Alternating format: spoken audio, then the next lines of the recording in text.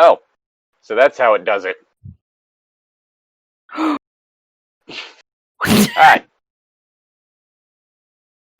Just that face. Oh God. The red light turned my fingertips. Hey, welcome to Back Alley Book Club. I'm Llytic. Ichi-Tan. Oof. And we are continuing our look at 50 Shades of Grey. Goddamn. Because, I don't know. Anyway, we're starting on chapter 8 for this and want to punish each other. Yeah. It's not a kink thing this time. It's self-loathing. Oh, yeah. Self-loathing. All day, every day. You just decided to, put on a jacket for this? I was cold, okay. And I couldn't find my robe. I mean, I'm just wrapped in a blanket from the waist down. I'm not kidding. Oh my God, it's inside out. That's why it feels weird. Oop. Yeah. My knees. Oh yes, those are some sexy knees. My waist. I am standing on this chair. This is bad. Oh baby. Okay. Anyway, so basically, what happened with the previous chapter leading into this one is that Christian found out that Anna was a virgin and got very, very angry. And it's hinted that he was even angrier, but then he took a few deep breaths and was still angry. So, So angry. Yeah. The fact that his anger reached that level is a bit concerning. I guess not quite red flag level concerning, but still unnerving. But yeah. So unnerving. Christian reacts angrily to finding out Anna's a virgin, pacing aggressively before deciding to rectify the situation by having sex with her. Which, heads up, folks, if your Not a solution. Significant other comes to you and says they're a virgin, the appropriate way to react is be like, all right, cool, let's take things at your pace then, and not to get angry and decide that you're going to have sex with them to quote-unquote fix the relationship. Because you know what that makes you? That makes you an asshole. And nobody likes an asshole. Among other things. I believe there's a few other terms that apply to that person. Manipulative, narcissistic, rapist. That one. Probably not even a minute in. Good thing that we weren't already worried about monetization. Not that this would ever get monetized. Stuff concerning 50 Shades never gets monetized on YouTube. No. But yeah. So, let's see, what was one of them? One of my notes in here has it, someone said we hardly know each other, which, yeah, is a bit concerning. Again, this is maybe a couple weeks. No, not even a couple weeks. Not even a couple weeks. Like, maybe a week. Maybe a week. Well, because there was the interview. Then their interaction at the hardware store. She hasn't even graduated yet. That's right. Graduation is later. Graduation's later. Yeah, this is fairly fresh. Yeah. Which, I mean, again, you want, you're somebody out there who hasn't done the deed yet, and you want to just give your virginity away to a random person to get it over with, kudos to you. Just saying, the way they're doing it in the book ain't cool. Not so much. Yeah, it's a whole thing. She doesn't really have a say in it. Mm-mm. Yeah, one of the things he says about her, because he's so shocked that she's a virgin. A nice young man hasn't swept you off your feet? I don't understand. You're 21, nearly 22. You're beautiful. There's a bit there that I just... Not ignoring the fact that just is fucking... Okay, so... poorly written, that's the word. Yeah, very poorly written. That doesn't sound like a thing a person would say. No.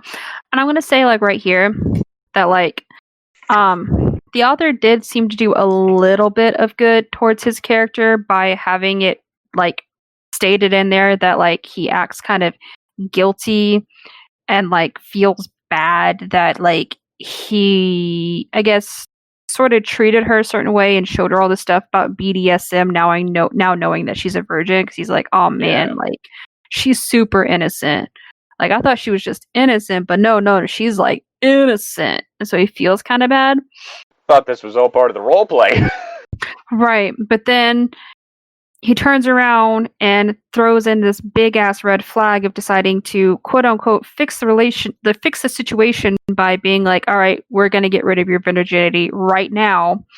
And I'm like, just so that he can have this relationship that he wants and not feel guilty about it. And that's just like a really, really big no, because like, first of all, she's inexperienced about anything to do with sex. And I know that some people with their first time can immediately build kind of like an emotional connection or some kind of psychological connection with the person that they're doing this with. And so if you do that and then immediately bring this person into the world, you're setting yourself up for more sub drops than are, I guess, Normal. necessarily normal in the style. And for those of you who don't know what sub drops are, it's basically like during a scene, you can build up a lot of endorphins and adrenaline and just get really high pumping, like you're good in the moment. And then when the scene ends, even if you receive proper aftercare, which can pretty much be anything from water, lotion over any like marks from like say spanking or whatever, cuddles, whatever you want your aftercare to be, sometimes after all that adrenaline and endorphins wear off, it basically can send you into a snap second depression. Whiplash. From your body, like kind of like a whiplash from your body coming down so suddenly from that high. Yeah. So if you bring somebody who's inexperienced in still figuring out their sexuality and then throw them into this, you're going to experience these kind of drops more often, which is going to lead to increases of very self-loathing behavior, which you're going to see a lot of this later on in the book. And poor Anna doesn't. Like you see it a lot in the book, and Anna doesn't even know that's what she's experiencing because Gray doesn't tell her shit. Of course, he doesn't let her communicate, but yeah, honestly, she's been self-loathing from the start. Right, but like you can also tell, like, yeah, she was already kind of kind of a self-loathing character. But honestly, after everything happens, like you see it more. Like it gets when worse. The hallucinations really start up. Yeah. Like it gets worse, and she like doubts herself more. Even right here, where he calls her beautiful, her reaction is to say, "Perhaps he's farsighted." I mean, I'm kind of the same way when somebody like compliments me because I'm like, yeah, right. You're obviously looking at this non-existent person behind me or this person over there. Like, you ain't looking at me. Shut the fuck up. Whereas I've just kind of come to terms with the fact that I am conventionally attractive and just stopped caring. Honestly. But that's the thing. It's like, people can't be like, oh, you're so beautiful or you're so handsome, because you'd be like, whatever. No, like, you gotta get them. You gotta get them to be like, oh my god, you are so fucking adorable. Look at that little smile on your face right now. And then he does the weird ass smile and he gets all awkward. But no, like, my whole thing is like, if you're gonna compliment me on something I can control. See? Because your smile. Because you have an adorable little smile. I do have that one dimple. Kind of covered up by curls right now, but yeah, or like if I were wearing makeup, like that's my whole thing. Like, if anytime I'm going to compliment like someone's appearance, I'm going to compliment them on an aspect of their appearance they control. I'm not going to say, "Oh, you're beautiful" or whatever. It's like, "Hey, you did a good job of your makeup," or "That's a nice outfit," or I like your hair. Or like with me, since I tend to do a lot more vibrant hair colors like blue, greens, purples, pinks, stuff like that. Like I always have some kind of random vibrant hair color. Like people will compliment me on my hair color or they're like, "Oh, I love that color that you picked out. It's so pretty." And it's like, yeah, like, thank you. Like, don't, like, if you tell somebody they have pretty eyes, like, that's not something they got to really pick for themselves. Like, that's Like, the not, most input they have on that is, oh, they have a healthy diet right now. yeah, like, yeah, flirting 101. Like, compliment somebody's smile, how they did their makeup, the outfit they chose, how they did their hair. Stuff they control. Stuff they control. Don't be like, "Oh my gosh, you have You're such so beautiful hot. eyes," or "You're You have so a hot." fantastic ass. Well, I mean, I'll be fine if somebody Depending on the person. depending on the person, on the whole butt thing, because sometimes I'd be like, "Yeah, yeah, Doing squats. I've been doing squats, double caked up." But don't go up to somebody and be like, "Hey, nice tits," because no. Thanks. No. I've been doing. What's that one? Which workout is it that works out your pectorals? Or which ones? Is it just like regular lifts? Deadlifts? Not deadlifts. I have no idea. I don't really work out. Thanks. I've been lifting. I don't work out like that. Like, a lot of the stuff I do is like yoga and karate. But yeah, but basically the whole thing is like she starts out self-loathing, and like this story done right. Again, I don't like the whole trope of like you were beautiful all along.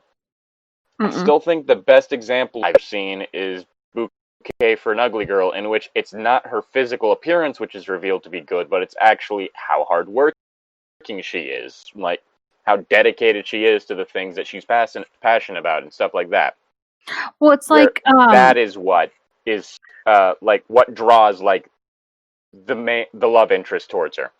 right, and it was one of those things, like, it's the trope that, what was it? Not Another Teen Movie made fun of, where like the main character, like, she's this ugly girl, and you can literally tell that she's an attractive person. They just made her dress a little bit differently, did her hair, put on glasses, made her look unconventionally, like, ugly or whatever the fuck you want to call it, and did the whole trope of like, oh, well, let's make like the jock, like, if people who've seen the movie, they know the whole trope, and then literally, she takes off off your glasses. Take off your glasses, and you and straighten your hair. Boom, there you go. Like that's kind of what they did with like the Princess Diaries, Anne Hathaway, like the first half of the movie.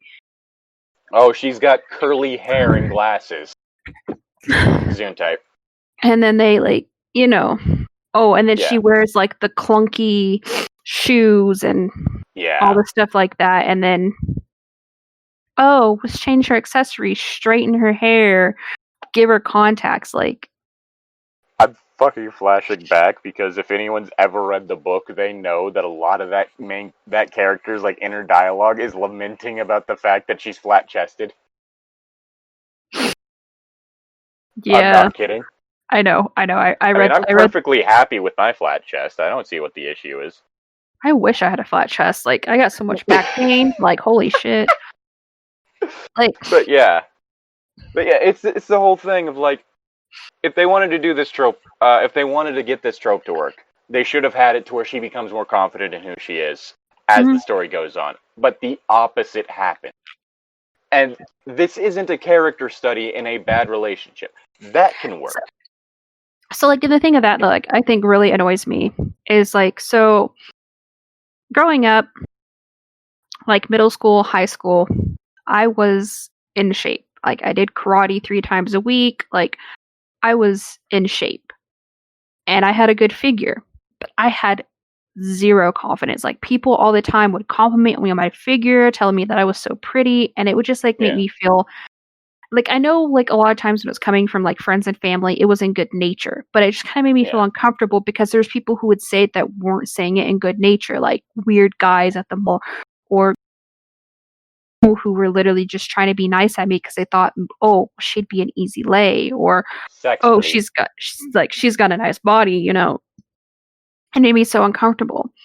Well, my senior year of high school, like, I messed up my leg really bad to the point where like I had to take a break from karate. Then I graduated high school and I couldn't like get back into class and stuff like that.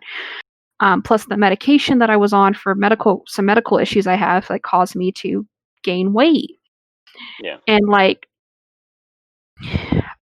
I would have my family literally think that, like, I was pregnant, or they're like, "Oh, you're kinda, like, letting yourself go," and it's like, "Well, I don't have the time to do these things, plus the medication that I'm on causes weight gain, like, I'm still Bit harder healthy, to like, exercise with like a it's harder fucked up to leg. it's harder to exercise for me right now and all this stuff like that." Um, and, like, yeah, now I'm, like, definitely a lot like, I wouldn't say that I'm, like, super overweight, but I'm No. definitely more more curvier than Yeah. I was in high school, and I found, like, now that, like, because, like, I've accepted that this is my body. Yeah. Like, there's still sometimes where I look at myself in the mirror and I kinda, like, look at my stomach and you're like, "Know what? Maybe I could have a little bit less going on there." But I'm more confident in who I am now than who I was in high school. Like, yeah, I might not be as skinny as I should be or whatever, but, like, I'm more confident who I am right now because I've grown as a person and I've learned that, like, doesn't matter how I look on the outside, it's as long as I'm Yeah. happy with myself, then I'm fucking great. Now, I And will it's just like, say, like anyone out there, make sure that you are maintaining your health. yeah, maintain your health. Like, I will admit that, like, as I'm sitting Like, here drinking, like, my second Dr. Pepper of the Ichi-Tan's day. not at a necessarily unhealthy weight. No, I'm not, She's within a healthy range. I've actually lost a lot of weight this year. I Oh, was getting yeah. So I was getting really, let's see, beginning of the year, I was like 185, pushing 190.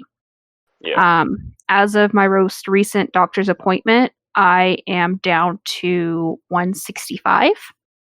So I've actually lost some weight, and yeah. it's again, this is over like a over an 8-month period that I've lost this Wow. weight. So it's a healthy weight loss, Yeah, and I've definitely improved my diet. yeah. So again, like I said, I'm not like super out there, but it's like one of those things is like, as long as you're taking care of yourself, doing what works for you, don't let others tell you differently and don't rag on yourself. Don't be like Yeah. Anna in this book and just nitpick at everything of yourself because you're going to do yourself far more harm than good. And that's also one of the other things. Like, if this was a like with Bella, that was a teenage character. It makes a lot more sense for her to be more insufferable. Yeah.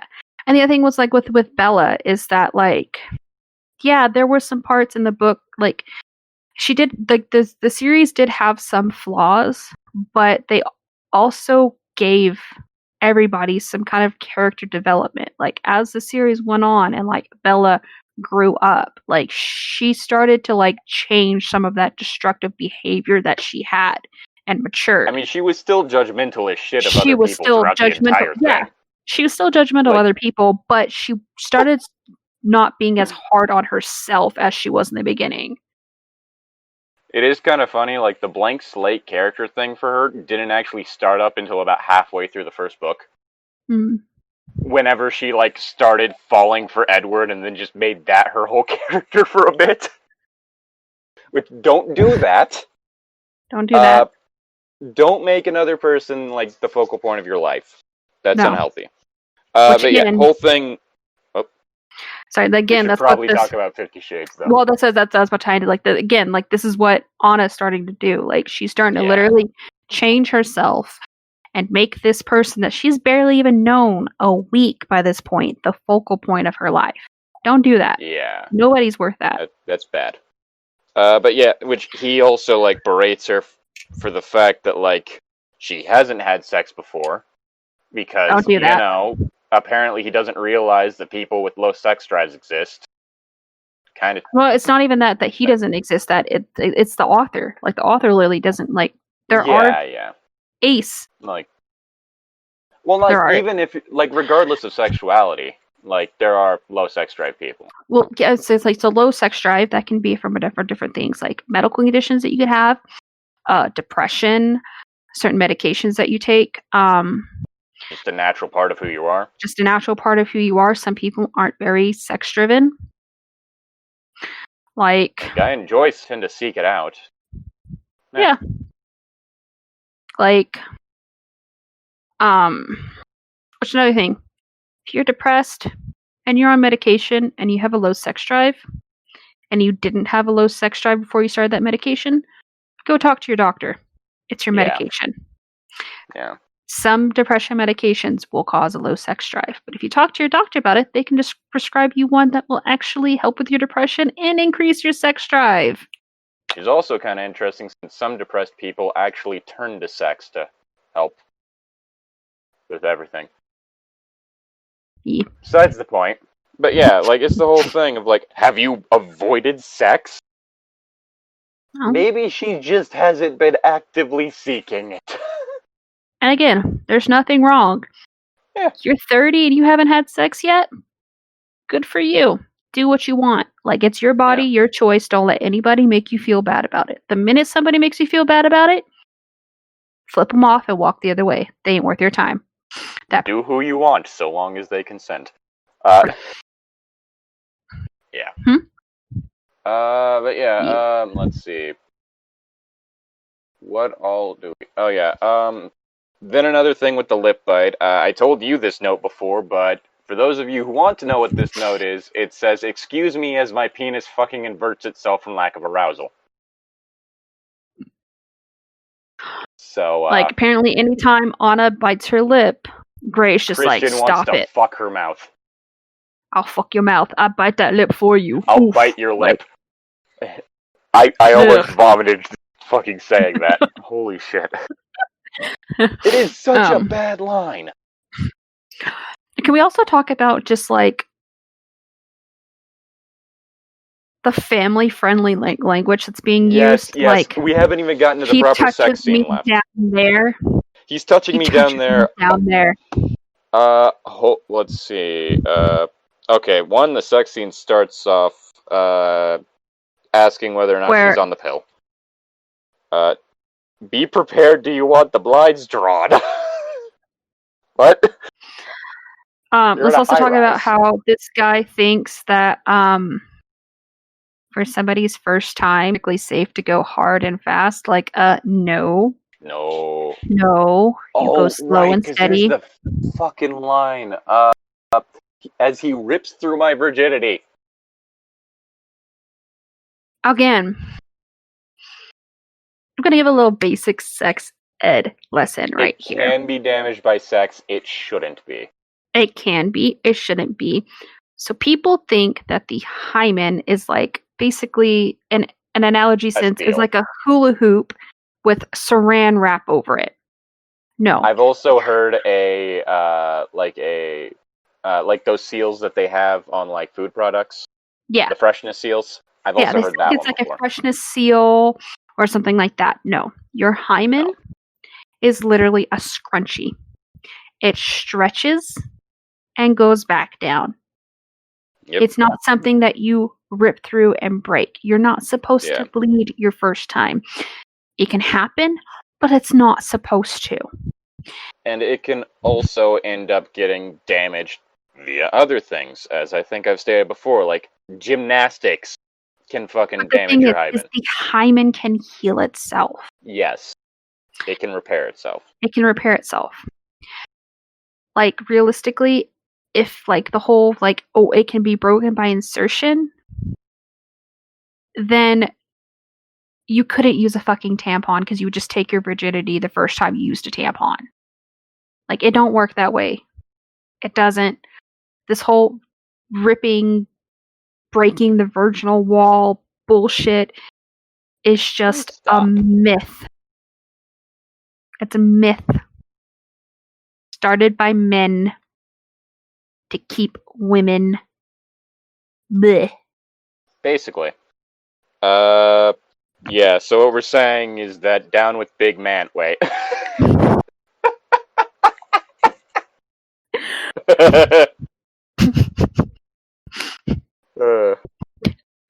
I have 1,000 laughs. Good luck figuring out which one's real. Oh, himself. fuck this line. Oh, Anna, he breathes, you have the most beautiful skin, pale and flawless. I want to kiss every single inch of it. Why did my voice do that on the word flawless? Because you were trying Is not to that why? throw up. Is that why you're laughing, or is it because of how stupid that line is? No, it's just because you're like, oh, Anna. Oh, Anna. Oh, Anna, you have the most beautiful skin. But Like, what is this? Fucking some 18th century romance novel? Have you never seen the sun, my dear? Yes, be pale as a ghost. So yeah, sexy. like this whole thing of like fucking pale skin fetishization is just going to. Okay, so let's see. Sex scene. I believe it starts with cunnilingus, right? No, it starts with him trying to get her to masturbate for him, and she's like, "What do you mean?" Oh, right. But then it's like literally a couple chapters ago, she started to masturbate masturbate based off his body wash, but now she's gonna be like, "Oh, I've never done this before." Like, that's bullshit. Well, apparently she hasn't. She was about to, but she never got any fingers in.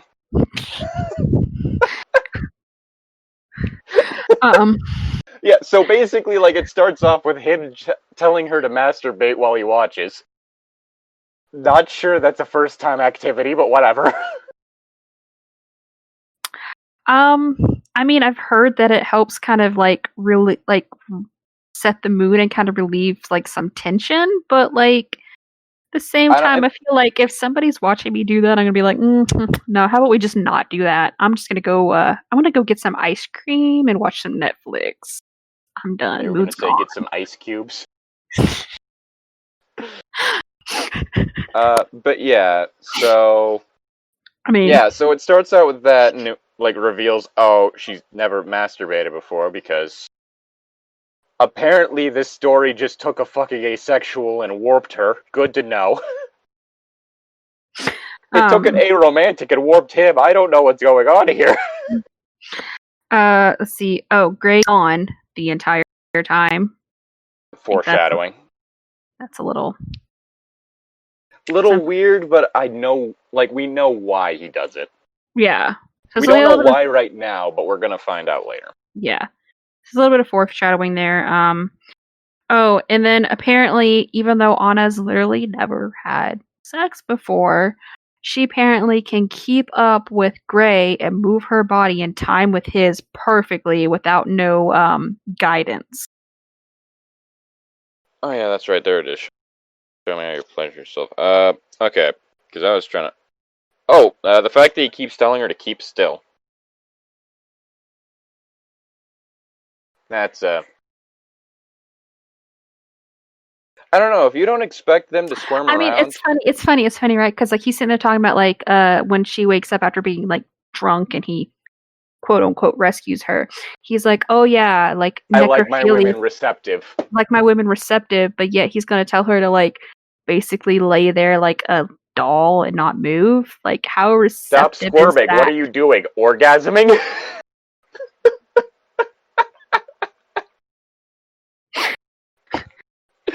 No. He expects her to just lay there, stock still, and just... And take it like a fucking dead fish. Orgasm without moving or making any noise or anything. Just be like, oh, okay, there. I came. Are you satisfied now, sir? Can I have some more? Oh, yes. Harder. You know, you say that, but, like, emotionless sex is like a fucking category on different porn sites.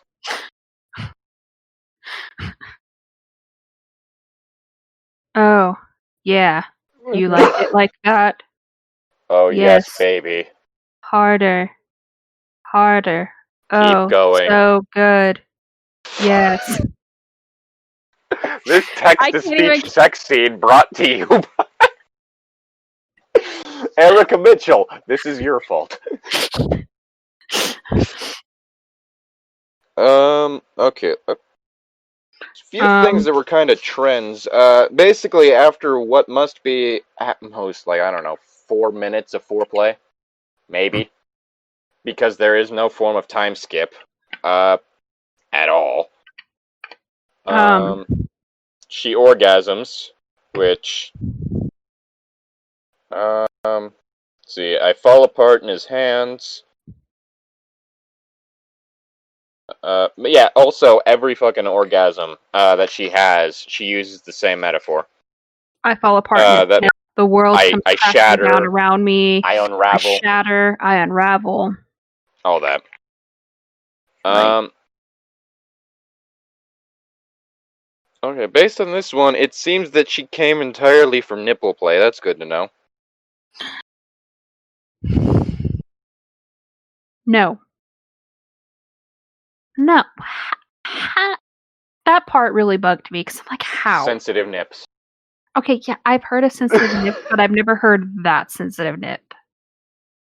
Again, she seems to be the female equivalent of a one-pump chump. They're perfect for each other in that way. Again, no sense of time skip, so it seems to like be maybe a few minutes at most, in which she immediately comes from foreplay. And then he inserts himself. And there's no real sense of time. No. So again, then feels they like finish. it's maybe a few minutes at most.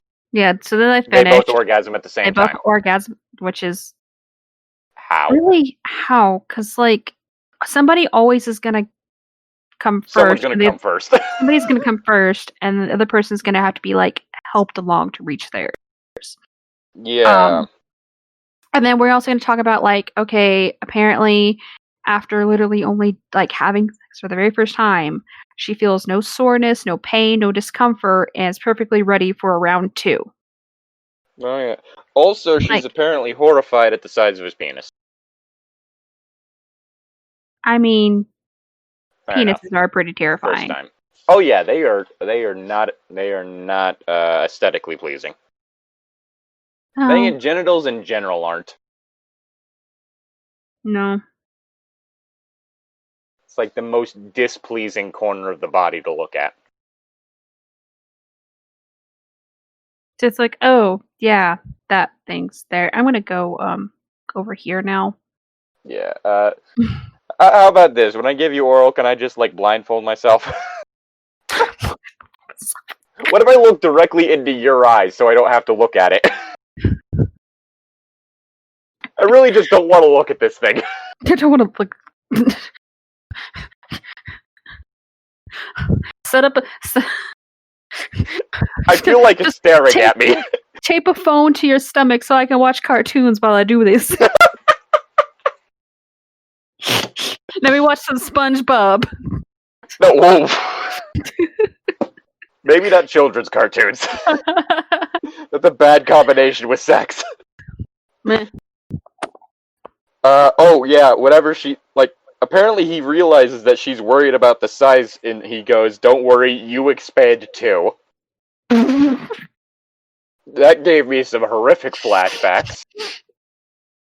Don't worry, it'll fit. You expand too. I didn't realize it was that kind of porn. But yeah, needless to say, again, it's just not a very good sex scene. Like, I can't believe I'm gonna have to say this, but a thing on Wattpad that Ichi-Tan showed me is better. You know exactly which thing I'm talking about, Al. Yeah. Yeah, if you want. Again, like, that was one of the things I realized even reading that. It was like, oh, there is a transition of time. Yeah. Like I'm telling you, like, so like again, I do read a lot of romance novels. I like them. They pass the time. No, like just like romance Also novels. Yeah. Just like regular romance novels because like pass the time. And a lot of times I like the storyline. I don't even care about the smut scenes. I just like the storyline. Yeah. If you can even call it smut scenes. But like if I want to like some actual fucking smut, I'll get on like Wattpad or Archive of Our Own and look up some fan fiction or stuff. Yeah. Or even original works. Again, I mean, you showed me as an original work. Mm-hmm. And like the story outside of the sex scenes is actually pretty decent. Yeah, I usually go to Wattpad for original works. And then Archive of Our Own for fan fiction. I always feel weird at the idea of like getting off to like fan fiction just for the sole sake of, like, something always kind of, like, unnerves me about the idea of getting off on characters that weren't created for that purpose. Oh yeah, no. Like when I say like I go read fan fiction, a lot of time I go just read fan fiction for like angst and slow burn. Yeah. Because it's like I want to see my ship come to life. Like I don't Yeah. necessarily care about the sex, but like Yeah. Like, I've you know. never understood, like, I guess fetish art for non-fetish characters is the best way I could put it. Yeah. Like, I never really understood that. Oh yeah, asserts himself, he says, "I'm going to fuck you now, Miss Steele."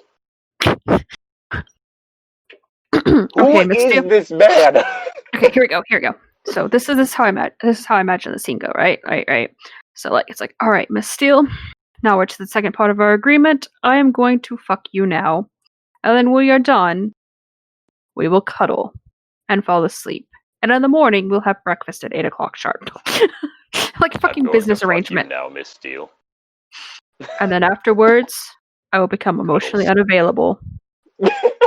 For like a month. For like a month. But I'll start stalking you. Actually, I'll continue stalking you. I actually ran a background check from the moment I met you. It's not really mentioned in this book, but it is mentioned in the book from my perspective. I'm not kidding. He ran a fucking background check on her after she left his office. Oh boy. Yeah, okay. Yeah. There is no time skip here, making me think that Christian lasted a few minutes at most once he got inside Anna. Granted, Anna comes at the drop of the hat, so I guess it evens out. One pump chomp. Both of them. You know that Lonely Island song? Yes. Both of them. Ooh. Speaking of Lonely Island, I literally had an ex the very first time after we consummated the relationship. He played Did he play Jizz in My Pants? No, he played I Just Had Sex. Okay. I was about to say, if it was the first one, that'd be really concerning. And I was like, okay. I was like, da-da-da. And he goes, hold on. He's like, I gotta do something. I was like, okay. And then just like 2 seconds later, over the fucking speakers, that song, I was like, okay, you know what? Well, fuck this, I'm done. Yeah. Let's just say that relationship did not last that long. Yeah. Because I keep going. Oh, okay. So then they do it, and then they do it again. This time, doggy style. Oof. Yeah. He mentions her smell. Oh, right. This is the one because it's a weird trend. Because it happens in more than one sex scene. What? He has her taste herself. Oh yeah. This isn't the only time this happens. This is the first time, and this time there is also blood. But literally, what is it? Nope, it's not I Wanna Fuck Your Mouth. It's a bit later, because he sticks his thumb in her mouth.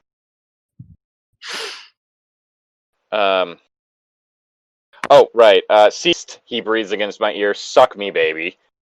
His thumb presses on my tongue and my mouth closes around him, sucking wildly. I taste the saltiness on his thumb and the faint metallic tang of blood. Holy fuck, this is wrong, but holy hell, is it erotic. Again, there should making me taste myself blood. Is something that should be agreed upon beforehand. Should be agreed upon beforehand. Don't surprise me with my own fluids.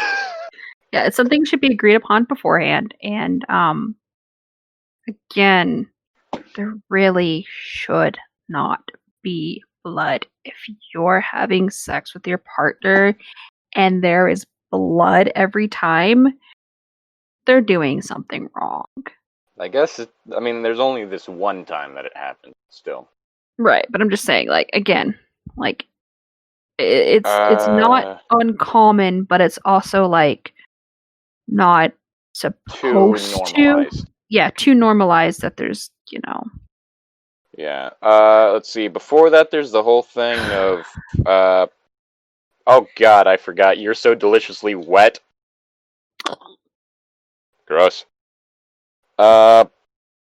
He says something along the line. He does another one of those, like, you are mine things. It's like, dude, you haven't fucking signed the contract yet. Oh, I forgot about this.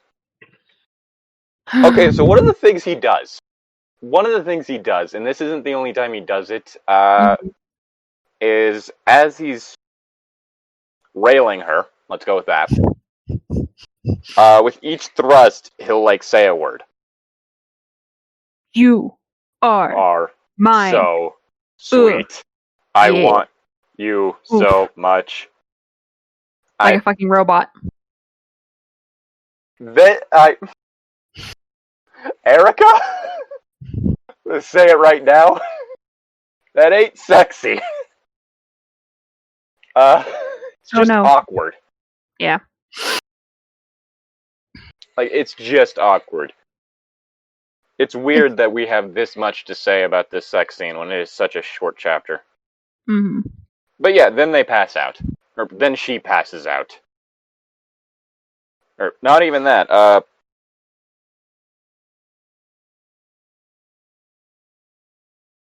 Let's see, what all is it? Yeah, then they pass out. Then she wakes up to him playing the piano. That's what it is.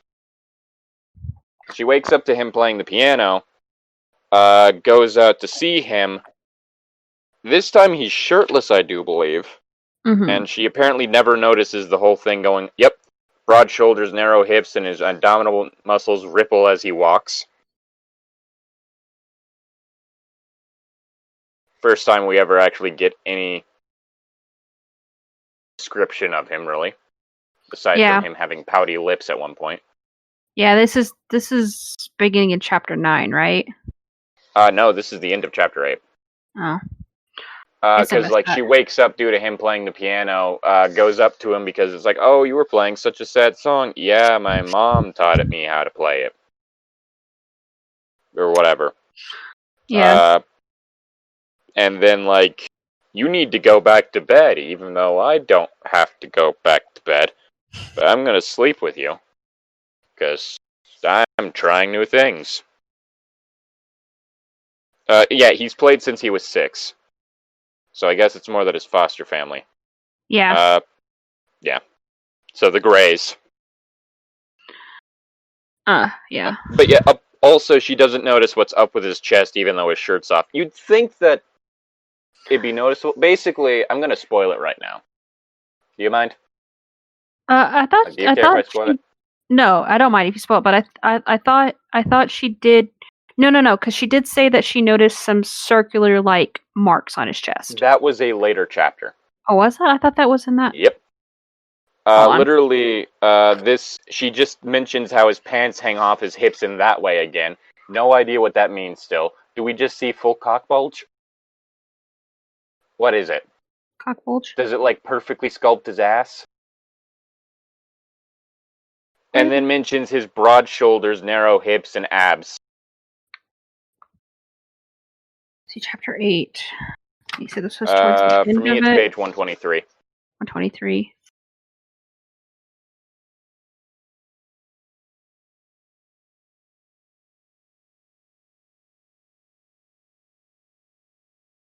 But yeah. Which we do find out what it is later. Basically, what it is that his pectorals, apparently, are covered in cigarette burns. Yeah, because the whole thing is we don't find out about this until the chapter before she meets his parents, because his mom is talking about the measles vaccine. And how she's sick of people not having their kids have it, and so she's like, oh, maybe it was measles.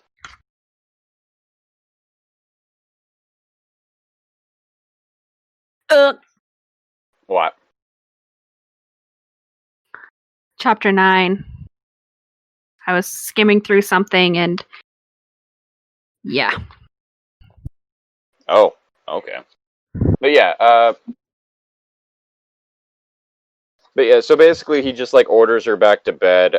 She says, like, something about, like, ignoring the blood stain that's currently on the sheets. Which, again, okay, cool, you know what?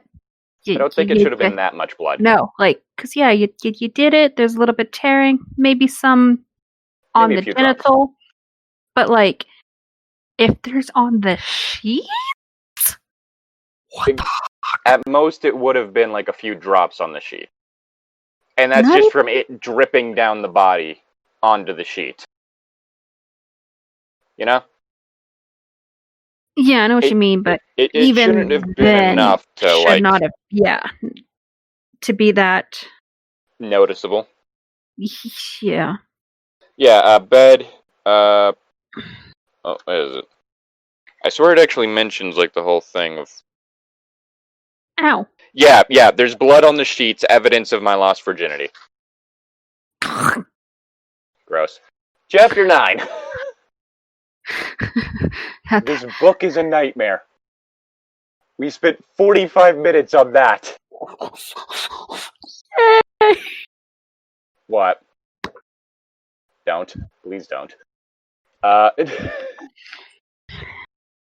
Let's see. Anna wakes up following morning in Christian's bed, not bread. She was asleep on his bread. He can't have See, it's sandwiches like anymore. She's like Roko from Questionable Content. She has a bread fetish. Fuck, I forgot a thing. I forgot a thing in the previous chapter. She brings up his naked feet. Oh yeah. We didn't mention that. It is stated many times in this book that Anna possibly has a foot fetish, and Gray may also have one as well. Christian might also have a foot fetish. Basically, Erica has a foot fetish. Which makes me very, very uncomfortable because, look, you can have your fetishes, but with me, I don't like people touching my feet, being near my feet. I don't even like touching my own feet. So to think somebody would like, it just, oof. Meanwhile, like, I'm cool with being stepped on. Just keep it away from my face. And if you're going to do it with heels, be careful. I don't want to end up in the hospital again. Anyway, after that line, quickly looking herself over in the mirror, berating herself as she does. Which, yeah, that's the whole thing.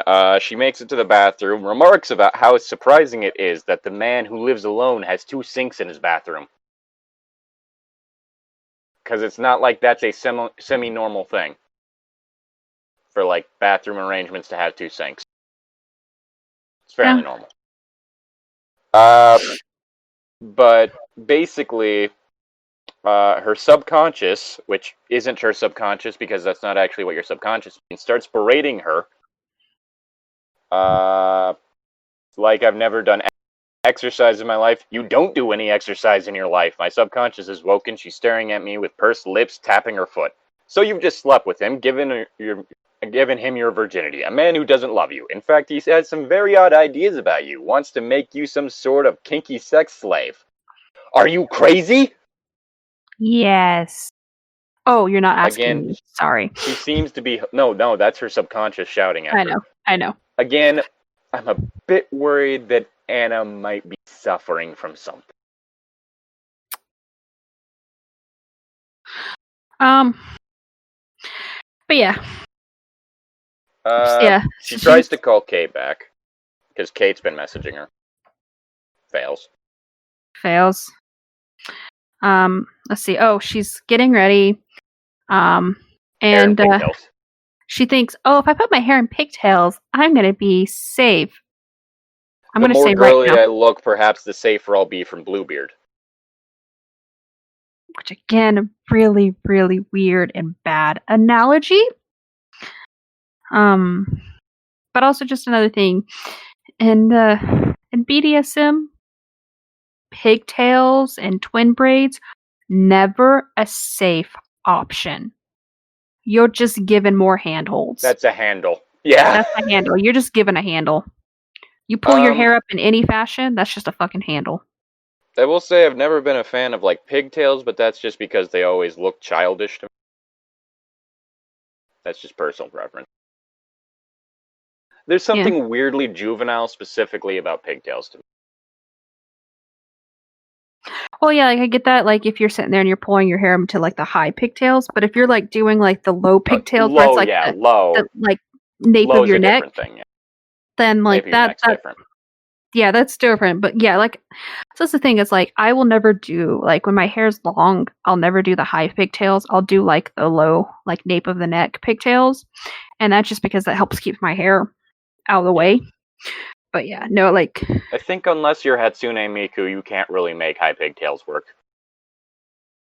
and like unless you're cosplaying an anime character, it's really hard to make high pigtails work. Yeah. Again, to me, they always just look like this is something I'd expect a small child to do. Like the only time I'll do like a high pigtail is like if I leave like all my hair down and then I kind of do like two small ones, kind of like what Yeah. Misa does in Death Note. Then that kind of like works. Weeb. Shut the fuck up. I know I'm a weeb. Yeah. What you gonna do about it, bitch? Nothing.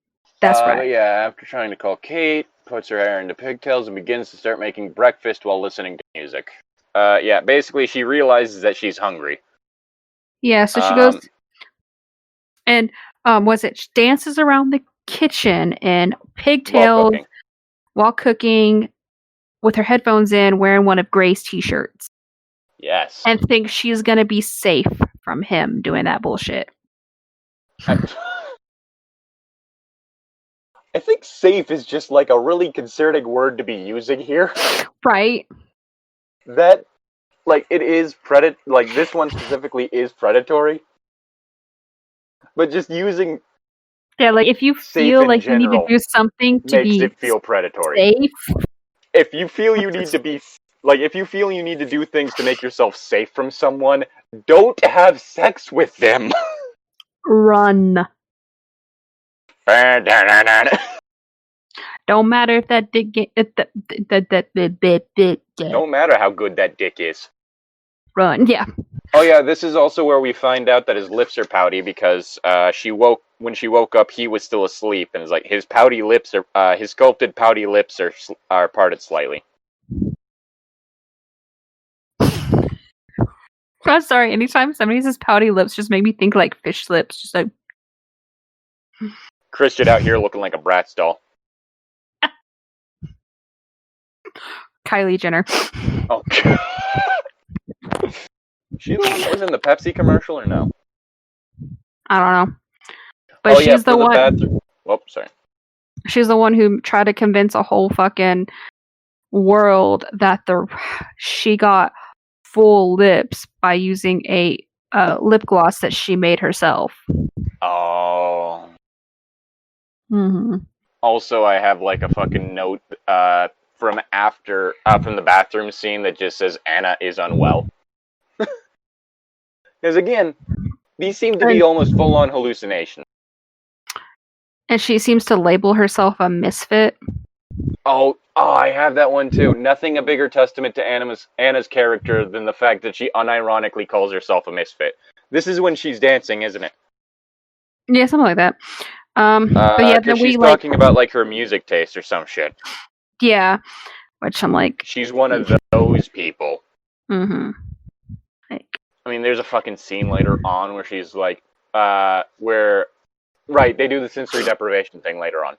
Yeah, but let's see here. And her reaction to the music is, thank God it's not rap.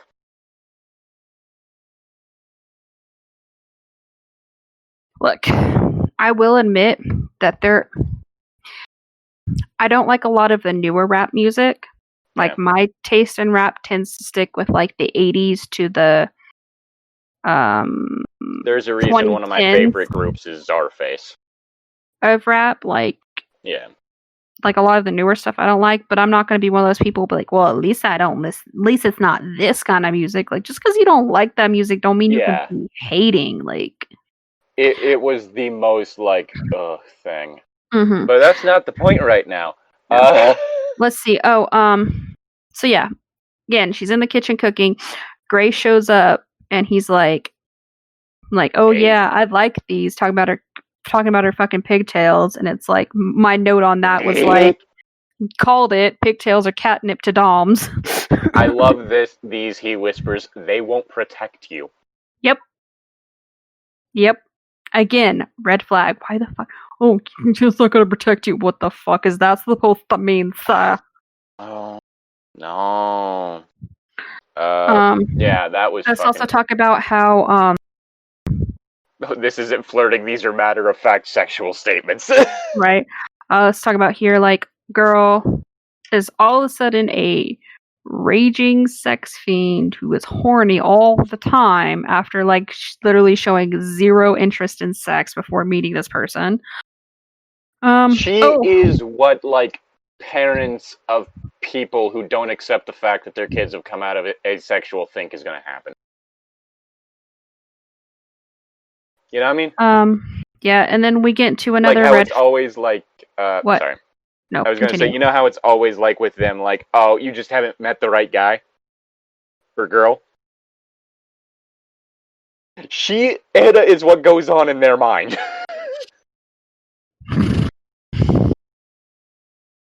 Am I wrong? No. And the fact that I'm realizing that makes me upset. Because you're right, and now I'm upset. Let's see here. Okay, so yeah. Here we go.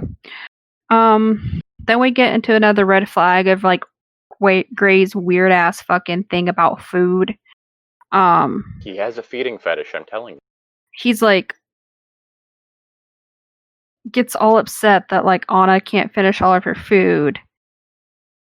And despite the portions, and like literally acts like he's gonna force feed her to make her finish the food. Like, I'ma get me funnel.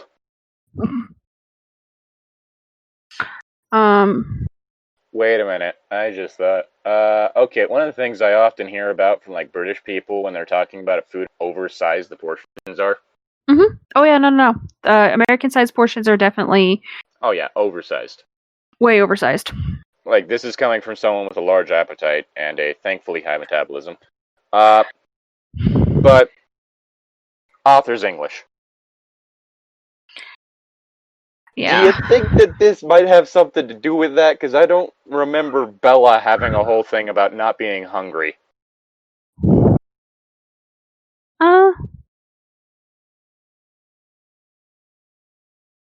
I don't know. I don't remember that much from that. Yeah. But let's see. But yeah, like it's just a whole thing of like awkward not flirting and then like, why aren't you eating? Eat. And then the whole situation kind of it's gets 3 eggs. This is a lot. Yeah, it kind of gets diffused by the fact that like Kate calls Anna back, and then even though Anna was the one who like forgot to call or text her the night before to be like, "Oh hey, I made it to Seattle safely," then gets to act all like, "Oh God, Kate's so annoying for checking on me and making sure I'm okay." Like, the fuck? Also, Kate is weirdly invested in Anna's sex life, but I mean,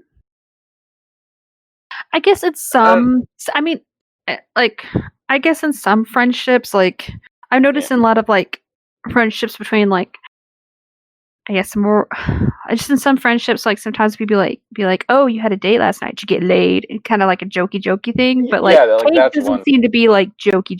She seems to be like literally like, "Did you get laid? How was it? How was that date game?" Like super into it. How was like, that dick? How was that dick? Did you do the thing with the ice cubes? Yeah, but yeah, it's like the whole thing of, you're okay? Yes, I'm fine. Did you? Kate, I don't want to talk about it over the phone. You did, I can tell. Yeah. Kate, please. What was it like? Are you okay? Again, are you okay is one thing. Yeah. Well, it's because also just like was one of those. Was he gentle? I mean, no. No. No. No. I've been waiting for this day for nearly 4 years. Now that part was weird. Like, yeah, I guess she's your friend, but you don't need to be that invested. Like it's the whole thing of like, it's like that whole joke of like the easiest way to tell which person in the friend group's a virgin is they're the one that's overly invested in other people's sex lives. But Kate's not a virgin. That just go fucking flying across your room. So you fucking spinning that thing. But yeah, like, again, weirdly invested. After they, Anna mentions that she wants to talk to Kate about basic sex information when they start talking about the NDA. Yeah. The NDA Which was specifically about at the least kinky shit. most likely anyway. We Yeah. don't know because it was never read, because if Anna had read it, the entire fucking thing would be in the story. Right. But it would likely be assumed that it would be specifically talking about their relationship in particular. Right. So, her asking Kate about general sex stuff Yeah, because like wouldn't after the conversation violate it. with Kate, like she's like, hey, I know I've you never don't had want it stuck in me before. the kinky stuff, but like I need somebody to talk to you about like this kind of.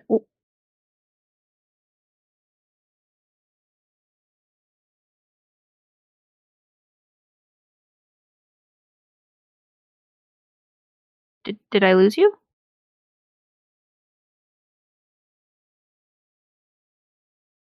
Excuse us while we experience some technical difficulties. I'm back. um, but yeah, like she basically goes to Gray and she's like, "Look, I said like I can't really talk about the kinky stuff, but like I need somebody to talk to about the vanilla-y Normal sex stuff." stuff. The normal sex stuff, and then Gray like pops in being like, "Well, I've never done the normal vanilla stuff," which I'm like, which at this point, before learning some later stuff, Makes which no we'll fucking get to sense. later with that, makes no sense because like You start off with you baseline and then start figure off out what you with the like from there. baseline, and yeah, so it's kind of like so That's how before, that's how a healthy sex life happens. yeah, and it was like, and it was just like, oh well, I've never done these things. I've never been vanilla, and I, like at that point, like I've again, never before had we learn sex some with a later woman without stuff, tying her up. right? And it's like before we get into like that stuff, I'm like, okay, how though? Because like again, some couples in a BDSM aspect will sometimes be like, you know what? I'm not in the mood for some like freaking tying up and flogging. Let's just have some normal sex. Like, so for me, that was like, Put okay, away that's the really, hot really wax for weird. tonight. Yeah. So it's like, to me, that was really, really weird. Um, But and yeah, again, and we'll, like his justification for this is the fact that Kate's having sex with his brother, yeah, it's like, which he specifically goes with the phrase of making the beast with two backs. Pretentious. pretentious. I Yeah, pretentious on the motherfucking dislike mouthful. that this guy says stuff that would at some point pop into my mind. That's Shakespeare reference. I feel like a lot of the time, Uh, like the author just wants to make herself seem more cultured, so she just see, throws yeah, in random yeah. like uh, literature references, and it just Oh yeah, doesn't because work.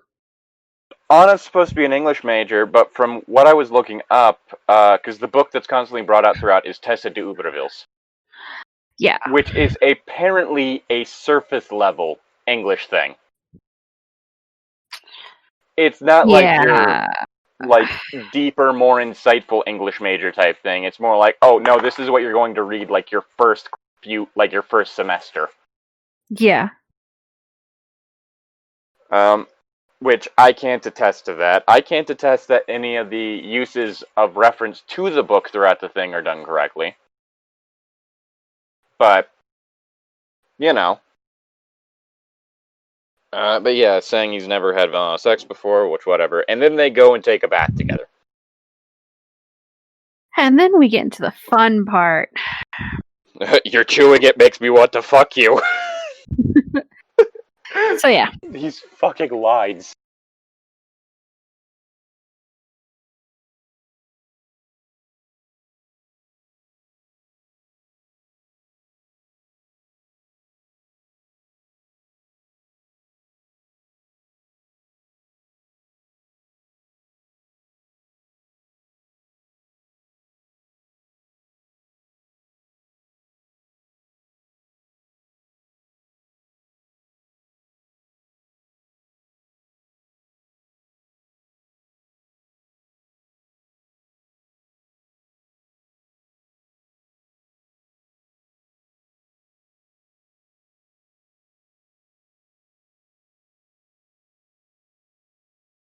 god.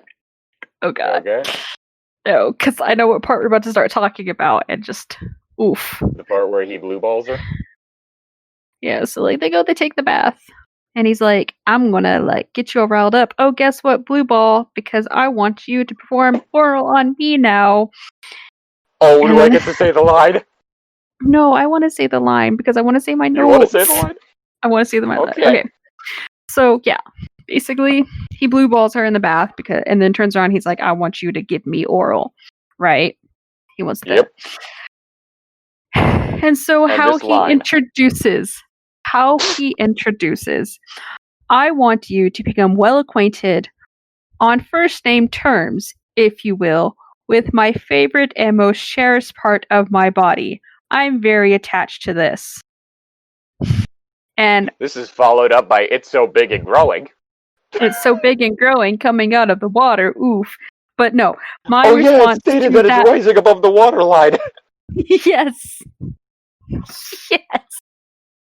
But so my very first thought when I read the line about him like basically talking about his dick in that term was that he was like, this dude is still in the phallic stage of the Freudian psychosexual development. Like, well, sir, like, And that's normally the stage that like a child. 4 to 6-year-old child will have. Now, granted, Freud also thought that gay people exist because they couldn't handle the fact that their mother doesn't have a penis, but that's besides the point. The Right. point is, this man is weirdly obsessed with his dick. Right. So then we get Now, into this. I Now, guess I really couldn't ever really relate because I'm not really all that attached to my penis, really. But, you know. she's also like, let's see here. Really fucking good at blowjobs. Let's see here. Wait, is this also the part where she says, my own Christian flavored popsicle? Yeah, because like what is it? Oh, he's hard and soft at once, like steel encased in velvet, and surprisingly tasty, salty and smooth.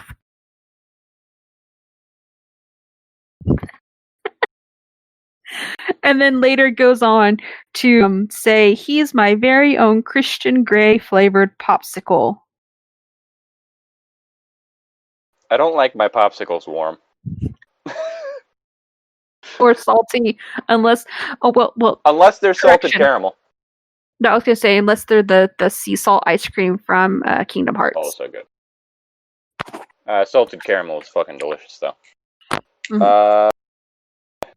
Fucking with my mouth. It's just this is like porn dialogue tends to be bad, but this is bad. Like this is really bad porn dialogue. The fact that like girl is literally again virgin, never given oral again, suddenly a pro with no gag reflex. Oh yeah, he even comments on that. Christ, Dana, that was good, really good. Unexpected though. You know, you never cease to amaze me. Yeah, it's. Don't you have a gag reflex? He asked, astonished. Anastasia Steele, blowjob queen. And then again, the fucking lip biting. She does it on purpose this time. Of course she has. Oh, well, you get an A at oral skills. Come to bed, I owe you an orgasm. Yeah, that's generally how it happens when someone makes you orgasm. You know. But of course, where is it? Because I believe this is also the part where he says, I don't usually do tit for tat. No, he... Or is that later? Is that a later one? No. Tit for tat is not my usual style. It is. Yeah, that was in the previous chapter. Yeah, that was like the previous chapter, and then like he. It's this one because this is where he gives her oral, I believe. Something like that, yeah. Let's see. Beg for me. August now, please. You are so sweet. I'm going to kiss you all over. Where is it? I have a note for it for this chapter. Oh yeah, Can we also the also whole talk thing about of how she describes the kiss is he wraps me in the towel and pulls me to his arms and kisses me hard, pushing his tongue into my mouth. Blech. hot. Oh yeah, another thing, this is kind of a normal thing that happens in his book. He'll ask her if she trusts him, and then when she responds yes, he says, good girl. Happens a few times. Yeah. But yeah, so he does say, like, tit for tat is not my usual style, while going down on her. Oh, can we also talk about how just there it is. because I found it. what? Tit for tat is not my usual style, Miss Steele, he whispers as he gently blows up and down me. But you've pleased me today, and you should be rewarded. No, you see, you get an orgasm, you give an orgasm. That's how it works. You Yeah. can't just bogart the orgasms. But let's talk about a second here. So like when he's leading up to that, because of his whole like not wanting to be touched thing, he's like, after he asks her if she trusts him, he goes and he gets a tie to like bind her wrists together. And yeah, let's see. I do as he asks, and he binds my wrist together with his tie, knotting it firmly. His eyes are bright with excitement. He tugs at the binding. It's secure. Some Boy Scout he must have been to learn this knot. get the Boy Scouts of America involved in this. They've had to deal with enough shit as is. They're getting outdone by the Girl Scouts because at least the Girl Scouts will allow trans people. And that's the tea. But yeah. Wow, I have been bringing up trans people a lot recently. Weird. Oh, let's see here. Oh, wait, here we go. Here's another weird ass thing. I'm going to kiss you all over, Miss Steele, he says softly and cups my chin, pushing it up, giving him access to my throat. Let's see here. Okay, then like it's talking about how he kind of like kisses up on our neck, and it's like my body leaps to attention everywhere. My recent bath experience has made my skin hypersensitive. My heated blood pools low in my belly, between my legs, right down there. I groan. Just say it's pussy. Called your vagina. Like you say vagina, pussy, hoo-ha, coochie, nana, cunt, front, bottom, mons. if you want. Mons. I've heard that one before. Or is that it? No, that's a specific part outside, isn't it? No, I've heard mons just refer to the entire. Yeah. Which, if memory serves, isn't that like a Latin word for mountain? I mean, that mountain on Mars is called Olympus Mons. Let's see what. Like, fuck, call it, like, if you want to call it a love box, just something, not just... Or just box. There. My box. Hell, I've read a fucking romance book that called it a moist cavern. Just something! Like, come on! Hell, I would take fuckhole over there. My heated blood pools low in my belly, between my legs. Right down there, my fuckhole. My fuckhole. But it's just like, goddamn. Fuck. What did ContraPoints call it? My baby chasm. Baby chasm. She was talking about like all the people that were asking whether or not she was pre or post-op on like Tinder. It's like, once I get a vagina, you can feel free to just smash my baby chasm all you want.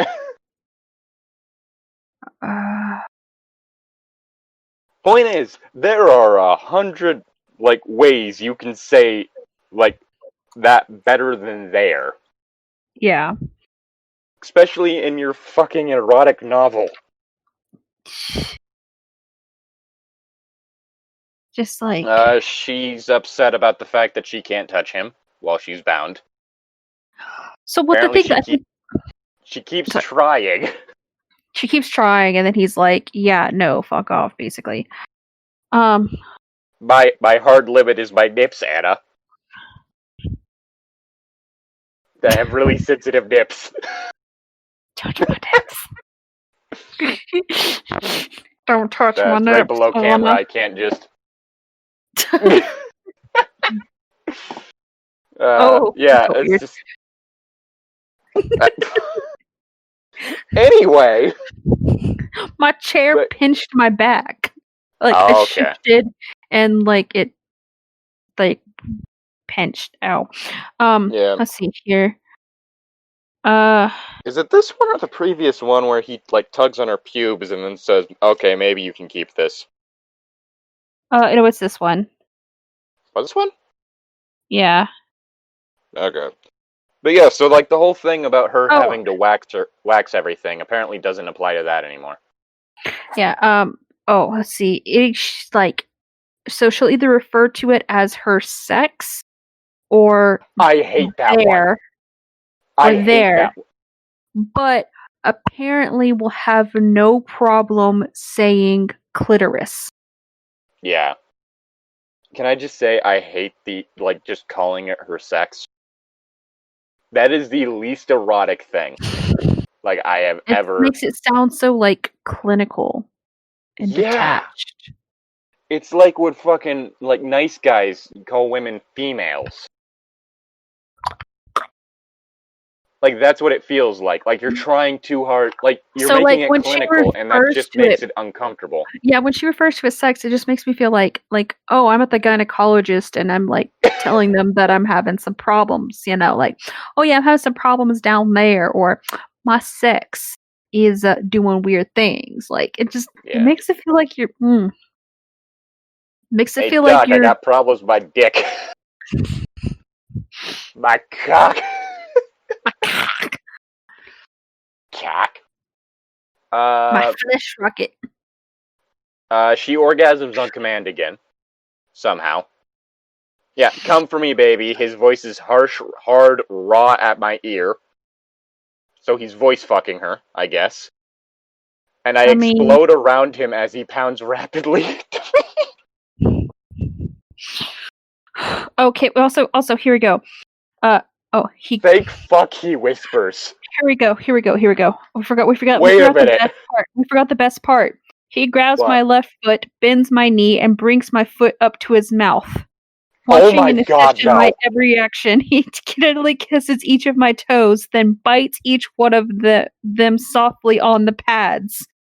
When he reaches my little toe, he bites harder, and I convulse, whimpering. He glides his tongue up my instep, and I can no longer watch him. It's too erotic. One, if you're gonna bite someone's toes, don't do the toe pads. Do, like, the toe... like, you want to get, like that. Like, over the nail. Otherwise, it's just awkward. I'm gonna say it right now. If you just bite the fucking pads of my toe, that's just gonna be fucking awkward, because you're gonna have to have my foot at a weird fucking angle for that to work. You okay? You okay?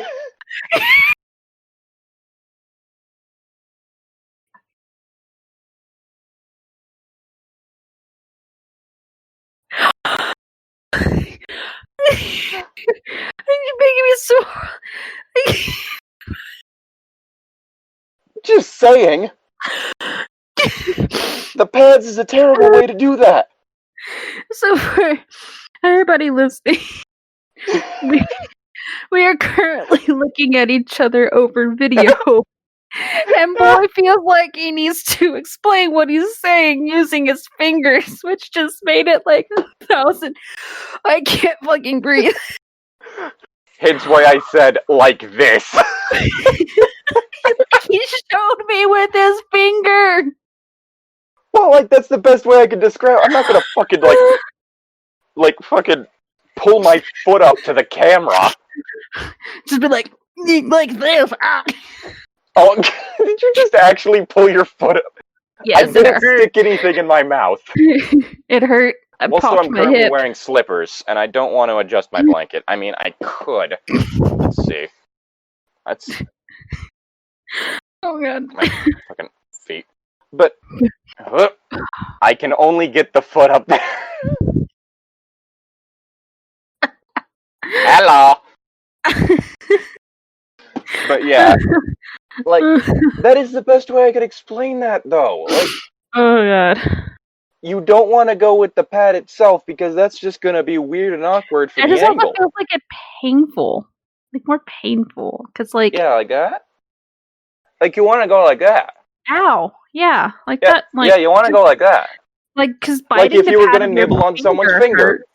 Yeah, because like biting the pad of somebody's finger hurts, but if you kinda like underneath the nail bed, like go like at least So it's only like the bottom teeth digging in. yeah. Yeah, that's how you want to do that. Even then that kinda hurts. Like I just like I think that's the point, though.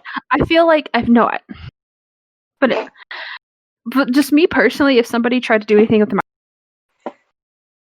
I have a lot of medical Oh my god, issues and a lot of them with my feet. Like I've Stem had from your feet. surgery on my legs and it's Yeah. like a lot of my pain issues stem from my feet. So like I feel like again that's another reason why people like I just don't touch my feet because I feel like somebody tried to do something like that, especially if they bit my foot.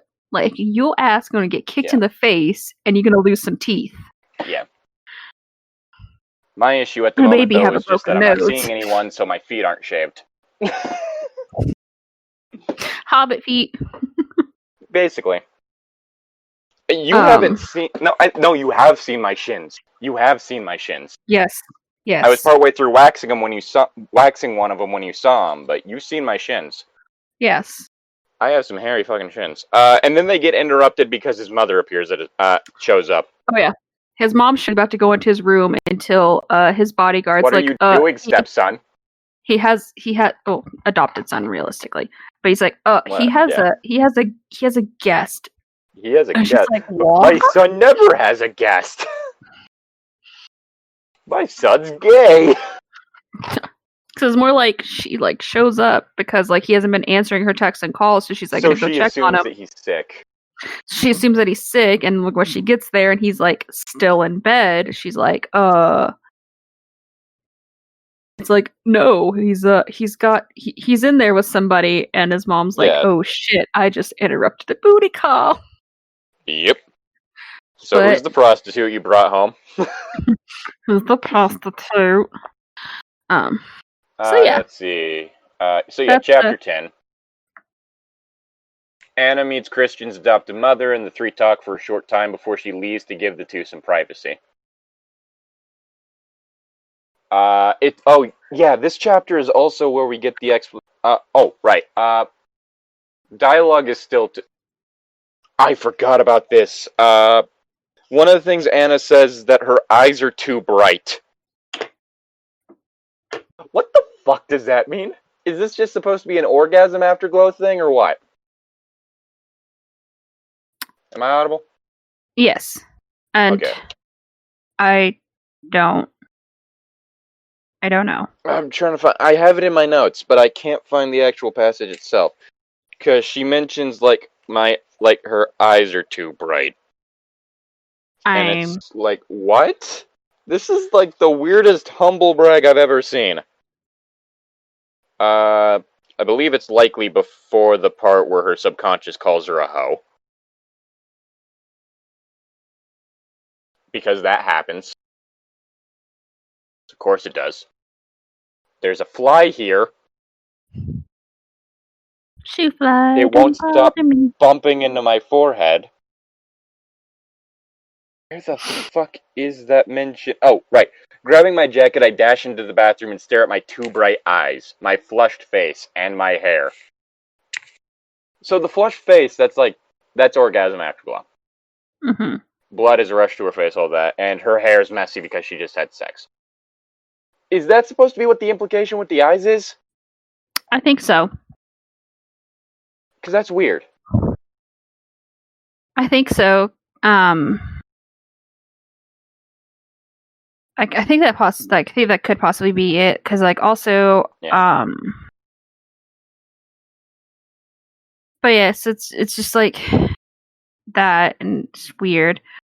So like we have this whole thing where like apparently her own self, like her own conscience, is gonna like fucking just rag on her for Yeah. being a Previous normal chapter. human being. Christian's mother is, let's see, it's a pleasure to meet you, she murmurs, because apparently this entire family just fucking murmurs.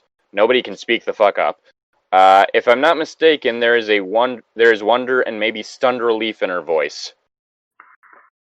Oh, because it is stated that like she's the first girl that he's ever brought Gray's to, ever like taken home. like that he's like ever like that's ever met any of his family or anything like that. So like Yeah. his family probably thought he was gay too, to be honest. Like 2011 was a wild time. I mean that is pretty wild to just assume because you've never met your child's significant other that they must obviously be gay. I mean, if you're that worried about your parents not understanding, just lie to them and tell them that you're ace. Don't do that. Don't fucking lie to your parents about your sexuality. Yeah. But no, it's just why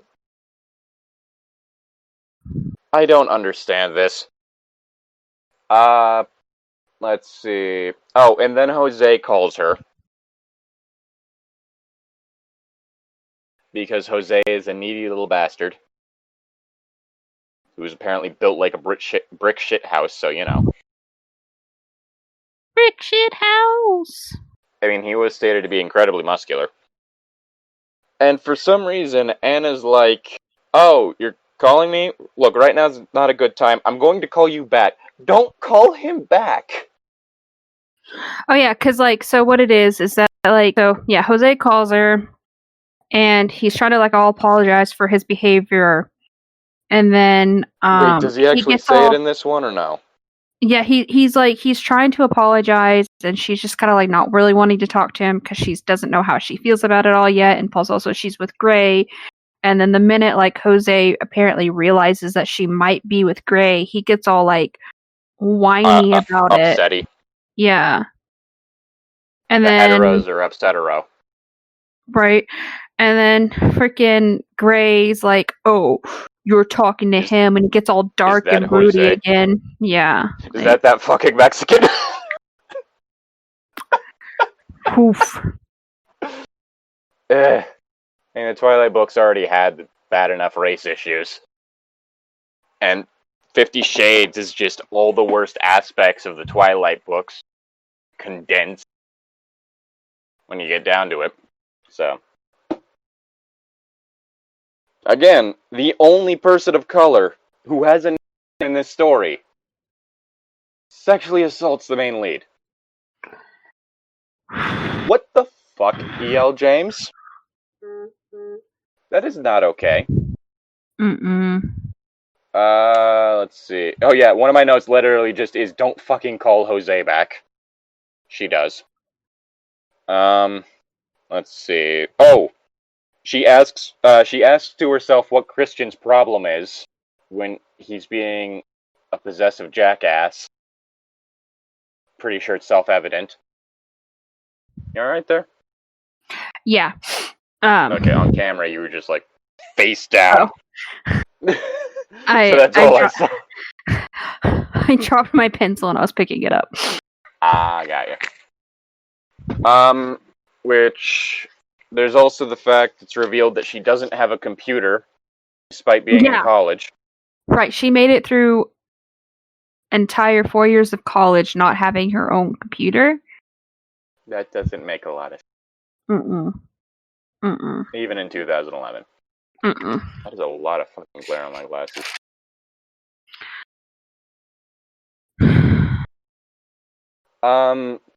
So yeah, there's that. And then Christian says that he doesn't like to share. Yeah, because she's like she's talking about how she needs to make a phone call. I can't remember who. I think she's supposed to try to call Kate back or something like Yeah, that. she was going to Kate back, And but then Gray he thought assumes she was it going was to call Jose. Jose. Yeah, and I then he don't like to share Miss Steele. Remember that. gets Fuck all off. pissy and moody. Again, another Jealousy's a fucking red turnoff for flag. me, just in general, but Yeah. And of which I course guess that makes leaves like sense for me. Anna rightfully confused and irritated by his BS mood swings and possessiveness, yet seems to realize that these are like major obvious red flags. Like, yeah. Let's see. Okay, so let's. Oh, well, there's a few things in here. I have a note in here, and I'm trying to figure out where. Oh, right. At one point, she describes him as polite. No. He resumed his distant, polite, uptight persona, his mask back up and on show. He's never been shown to be polite. Ever. Like, at all. Even at work. yeah. Like, I just... Anna is terrible at reading people. Mm-hmm. Let's see... Where is it? Because there's a whole thing of... at one point she brags about, like... she's talking about, like, how great the sex is. Excuse me. And it's like, dude, the sex scenes are maybe 3 minutes long. It's not that great. No. Unless it is just so great that you can't hold on that long, in which case... Can I have some?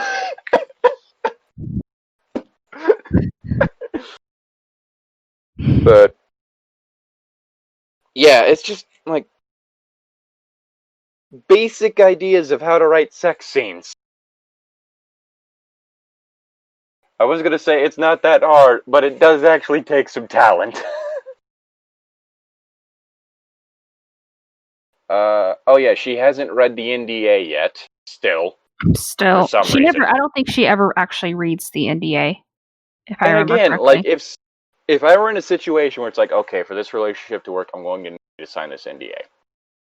And they just sign it without reading it, my immediate reaction would be, okay, you signed it, now read it. Read it. Read it. Like, you can't just... Because it's bad enough that he was giving her alcohol, too. Oh, yeah. Like, there's a scene later on. It's when they're negotiating. At which point he says, drink some of the alcohol. Alkanol. The alcohol's making you braver. No. Another thing about him wanting her to eat. They go to a restaurant, in which apparently the food is just decided for them, apparently. I believe this is that one, yeah. Mentioned that my mother liked you. Really? Oh yes. She always thought I was gay. Oh, yeah, because, like, Gray gets all irritated at her because because it's like they go to this restaurant where, like, basically you just pay for the meal and it's whatever the chef's making that day. Which You those order are the kind drinks and that's it. Yeah, you pretty much order what you want to drink and that's it. And then, like, it's just one of those things, like, the restaurant's only open for a certain amount of time and it's just whatever the chef's making. Which those types of restaurants are kind of common. Yeah. But, like, he gets irritated at her because, like, he orders wine and she's like, I would have liked a Diet Coke. I wanted a Diet Coke. Like, how dare she not want to drink alcohol all the time when you're like, My liver can only take so much. Oh, so we're about to find out. This is also the chapter where we find out a huge fucking red flag bombshell that explains why Gray never had I just saw the fly go behind your head. You saw the fly? I saw the fly. I saw the fly. It opened up my mind. I saw the fly. And it flew right in. And it flew right in. But anyways, basically, here we go. oh, sorry. So yeah, basically, when he was 15 years old, a friend of his mom's groomed him. Quote unquote seduced him, as he put it, but Groomed. realistically it was fucking grooming. Groomed him into being her submissive. So this is why the boy apparently never had vanilla relations. And I was like, okay, that makes sense, but what the fuck? Totally makes sense, but it's absolutely horrific because basically he's been taught that this is normal. Mm-hmm. The immediate thing that comes to mind, I hate the fact that I'm going to have to bring this up, but Onisan. Yes. For those of you who don't know, there's a video that he put on his channel some time ago, talking about his first time. According to him, he was 12.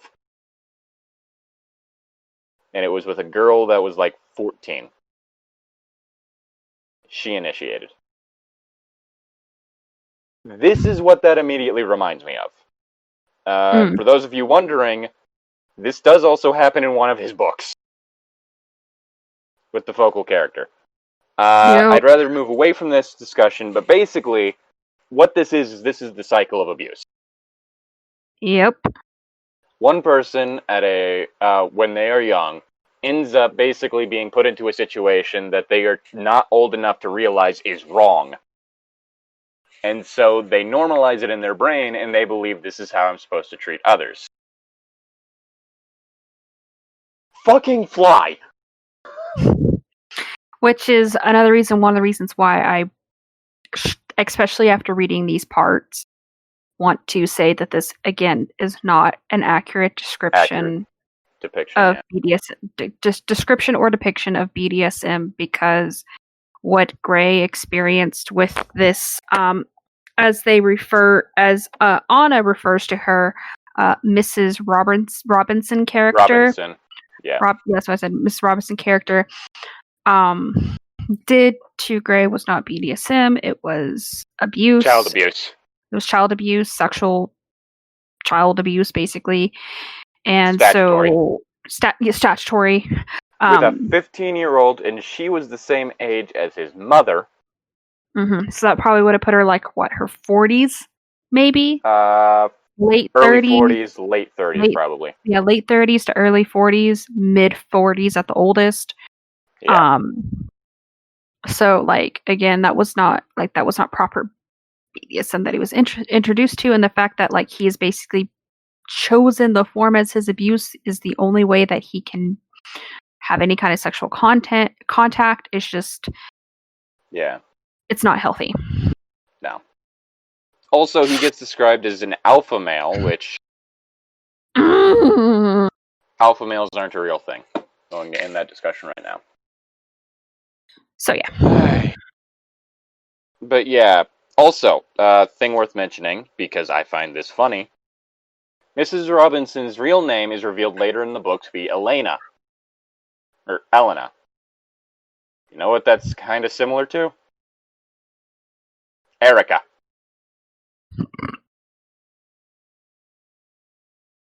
Now, I'm not making any accusations. But I think we know who the author insert is. Oh, hot damn. Erica fancies herself a bit of a dommy mommy, don't she? Oh god, don't ever say that again.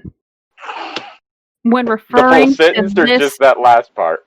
Just that last part. When referring to this book, don't ever say that again. Oh yeah, no. That's why I said she fancied herself as. I still think one of the funniest things that happened this month was Zane saying the phrase "dommy mommy."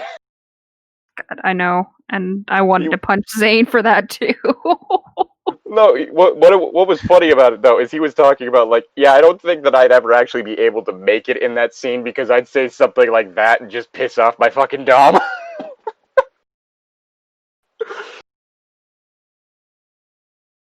Like I just say something stupid and just completely ruin the mood. uh, okay, so conversation continues. The whole thing. They also just keep murmuring, both of them, and I hate it. I hate it. None of them speak up. Why don't they speak up?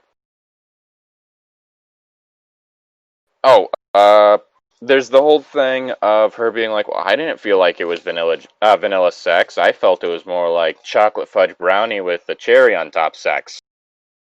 Ew. Do those things tend to last 5 minutes?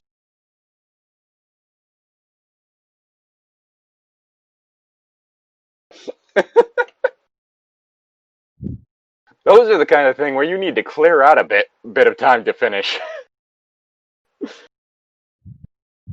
Like, that must be a fucking small brownie for that to be the case. Let's see. The whole thing of him being 15. Holy shit, that's young. Yes. Yeah. Right. So Christian Grey is a victim. Oh, yeah. Despite going through whatever caused him to switch from sub to dom, he doesn't even consider not being a dom an option. He doesn't see anything wrong with this. If it were part of her arc, it would be one thing, but it isn't, so it's just a horrifying character faucet. That is one of the other things that's kind of weird, is the fact that it's stated that he was previously a sub, and yet there is no indication that he is in any way a switch. Yeah, I mean? Hmm. Like, you'd think if that, like, at one point of his life, he was, like, very much enjoying being a sub, that there might be, like, some sort of, I don't know, mention of that. Like, oh yeah, Yeah. I enjoy this too. Yeah. She had very particular tastes. Yeah, illegal. uh, yeah, alpha males don't exist, dipshit. He knows what it's like. No, not really. He knows what an unhealthy dynamic is like. He doesn't seem to have experience with a non-predatory dom. As a result, he's internalized the dynamic, perpetuating the cycle of abuse.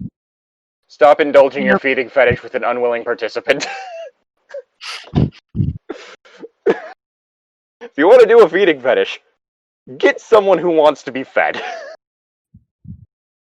It's as simple as that. At one point, she states that she's surprised that he wants to be monogamous. I'm not sure why she's surprised by that. Oh, surprising. The incredibly jealous guy wants to be monogamous. I think it's just like a common misconception that a lot of people outside of the lifestyle will have is like they think, oh, because they're engaged in this type of lifestyle, that they must have all these partners when a They're lot all of the doing like the time, poly or open thing. yeah, Which, they all like no. think it's like poly open, which again, that just kind of depends on the person. Like it's Yeah. not everybody's cup of tea in the lifestyle. Like Yeah. I think more like the thing is like, how did you not figure out that he wanted to be monogamous? Was just the fact that he's constantly like, you belong to me, everything about you is mine, that sort of thing. It's well like, then you can also like sort of I guess fall into that mindset of like, oh like well, she can only be with him, but then he could have whoever you want, and that could be another, like, right, abusive red flag situation, so, like the Mormon.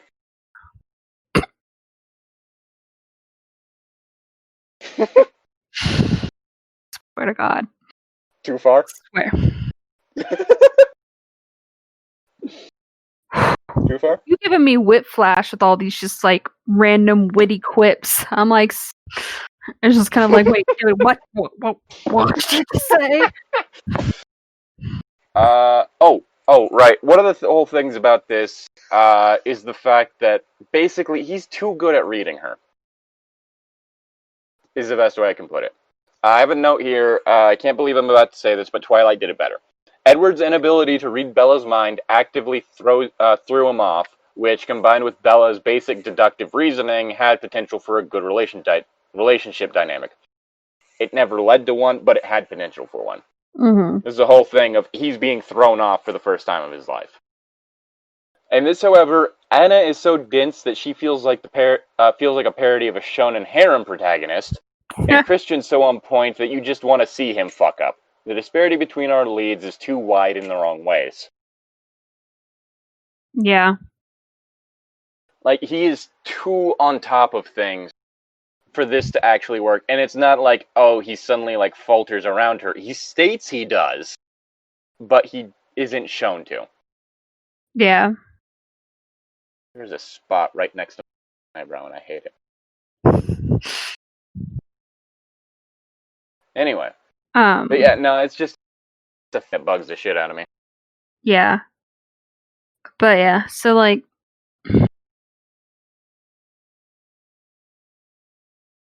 Oh yeah, like, later like, after... I'm sorry, just have to like go into the whole thing again with the whole Miss Robinson is like he admits that like she was this Miss Robinson character who we later learn is named Elena was old enough to quote unquote know better, but still considers her a good friend. Good friend. And wait a minute. Hold up. This might not be good for me. Kind of starts having some reservations about what he's offering. But then he tells her not to. Is this what I really want? And he's like, oh, yeah, it is. And then proceeds to tell her about the 15 girls before her.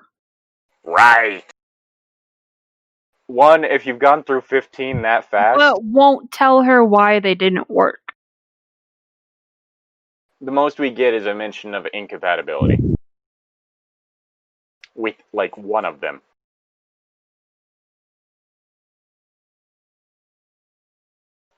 Okay, but after that, he drops her off at her place. She meets up with Kate. Kate asks if she came. And she's like, oh yeah, multiple times, which Kate's kind of honestly surprised and been like, it took me a few years before I could actually have my very first, like, orgasm. She mentions that her first time was with Steve Patron, high school, dickless jock. So I guess good to know that her first time was with a trans man.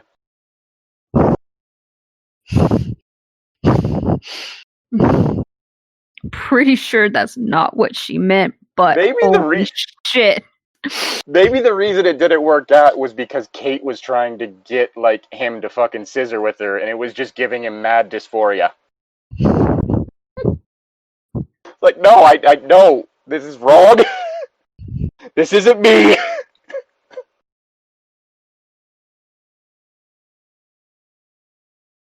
Man, I hope Steve turned out alright.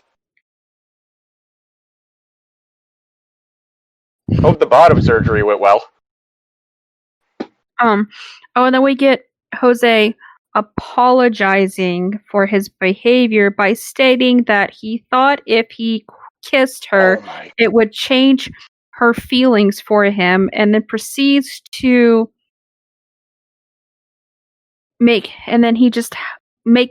Arthur makes him get all jealous over Gray.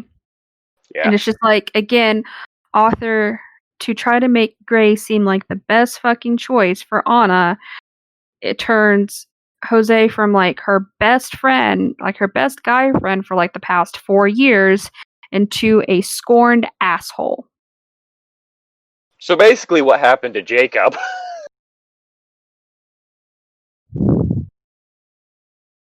Damn.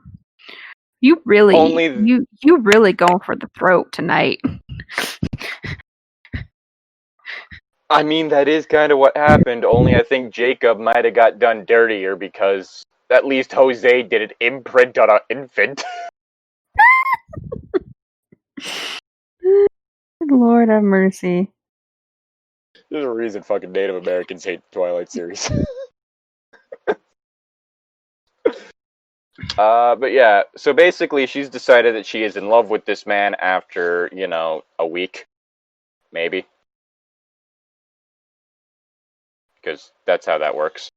You want to do chapter 11 or no? Yeah, let's go for it. Alright, chapter 11. This starts out with her opening up the envelope that was given to her that contains the contract. I can speak English. There's a few concerning things in here. Oh, yeah. One is the constant use of the phrase without query or hesitation. Mm-hmm. I'm sorry, but sometimes I'm going to need some questions answered before I agree to a thing. Oh, yeah. We're bringing up the cattle prod tonight. I'm sorry, why? I want to shock you from a distance. I actually have one of those. Used to have a cow.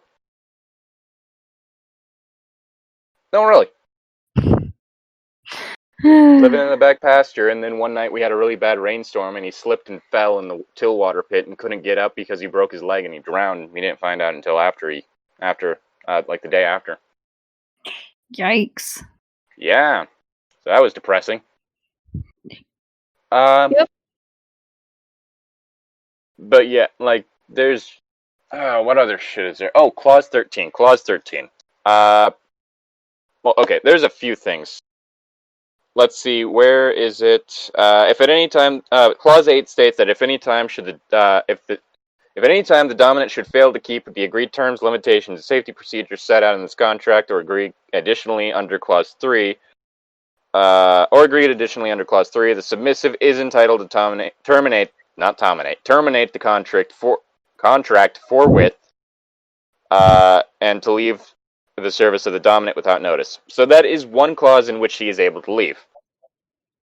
The other clause that states when the sub can leave is Clause 13. The dominant... Clause 13 is when the dominant's about to leave ship. Dominant and sub. Clause 13. The dominant reserves the right to dismiss the submissive from his service at any time for any reason. So dominant's given free rein to terminate the agreement. The submissive may request her release at any time. Such request to be granted at the discretion of the dominant subject only to the submissive's rights under clauses 2 through 5 and 8 above. So, literally what this means is that unless clause 8 comes into play, according to clause 13, Anna could say, this isn't right, I don't want to do this anymore, and Gray could say, no. Right. And then we also have, running into... Yeah, and it's just and it's again, just a lot of things basically stating that the sub can't communicate any wants, needs, concerns, or anything at all. This is the shit that I would put in when I was trying to buy souls. Exactly. Because I didn't expect people to read it all the way through because I target the desperate.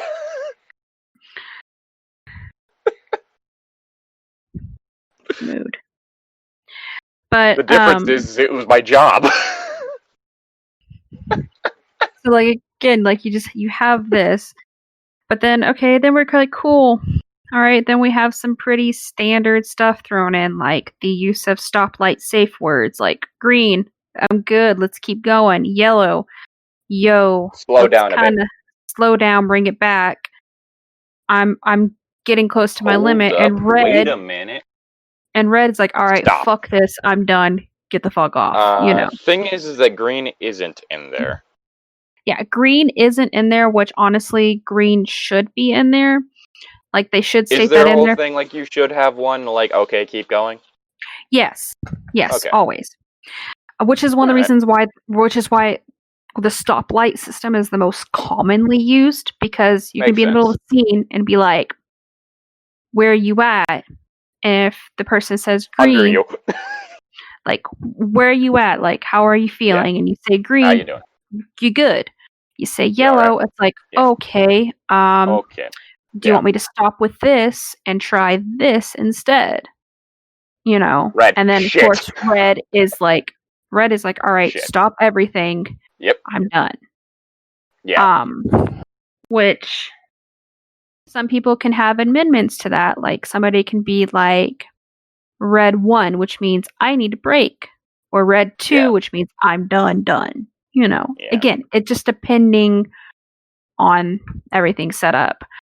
Now, Another in thing this that book, sorry, I was gonna say that in this book, the safe words don't really come into play, but they do in later ones. yeah. There is one scene where he's like, remember what the safe words are. What were they again? Yellow and red.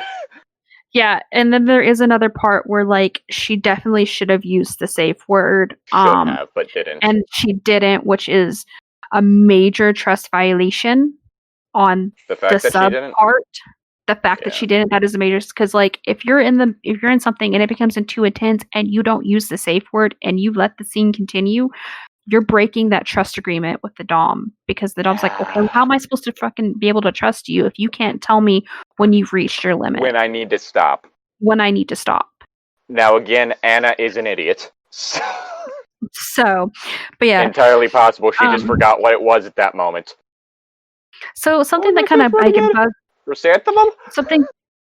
something that really bugged me with after the whole talking about like the safe words and everything is that like there wasn't any kind of mention of, and just another thing that just bugged me in general about the whole book is there's no mention of like aftercare and what it is. Oh, yeah. Like he does provide cases, yeah, there's 2 different cases where he does provide forms of aftercare, but it's never really discussed about what it is or anything like that. Yeah. Another thing that really bothers me he pulled out is some like lotion.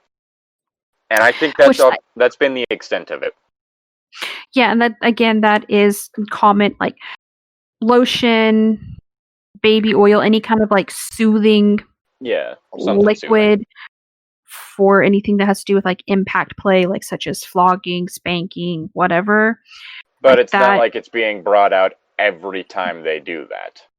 But like that's the closest to aftercare that he ever does. Like he doesn't offer any kind of like cuddling, holding, stuff like that. Like it's just never really discussed or explained.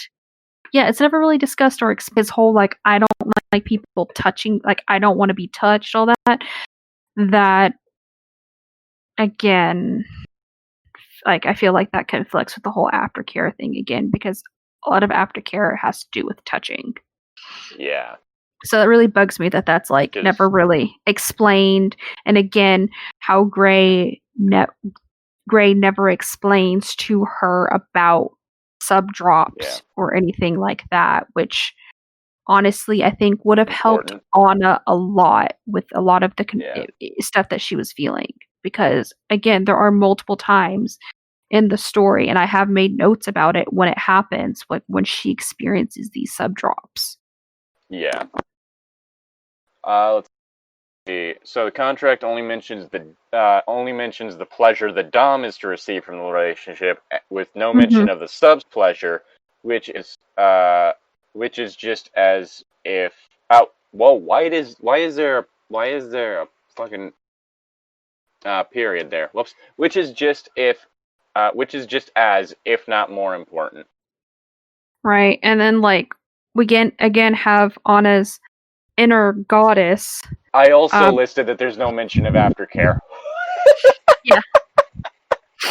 Yeah. So then like we have her finish like reading through the contract again. Some soft limits are discussed in it and hard limits, which we already kind of went over earlier. But then her inner goddess got to come out and be like and tell her that she needs to do this or she will quote unquote be alone with cats in classic novels for the rest of her life. What's wrong with having cats in classic novels? I like cats in classic novels. Exactly. Feel called out here. So feel called out here. Let's see. There's a few things. I'm trying to remember where it is, because there's some stuff stated as like, there's no way I could be a strong, powerful woman and do this shit. And it's like, okay, this is supposed to be a feminist character written by a non-feminist.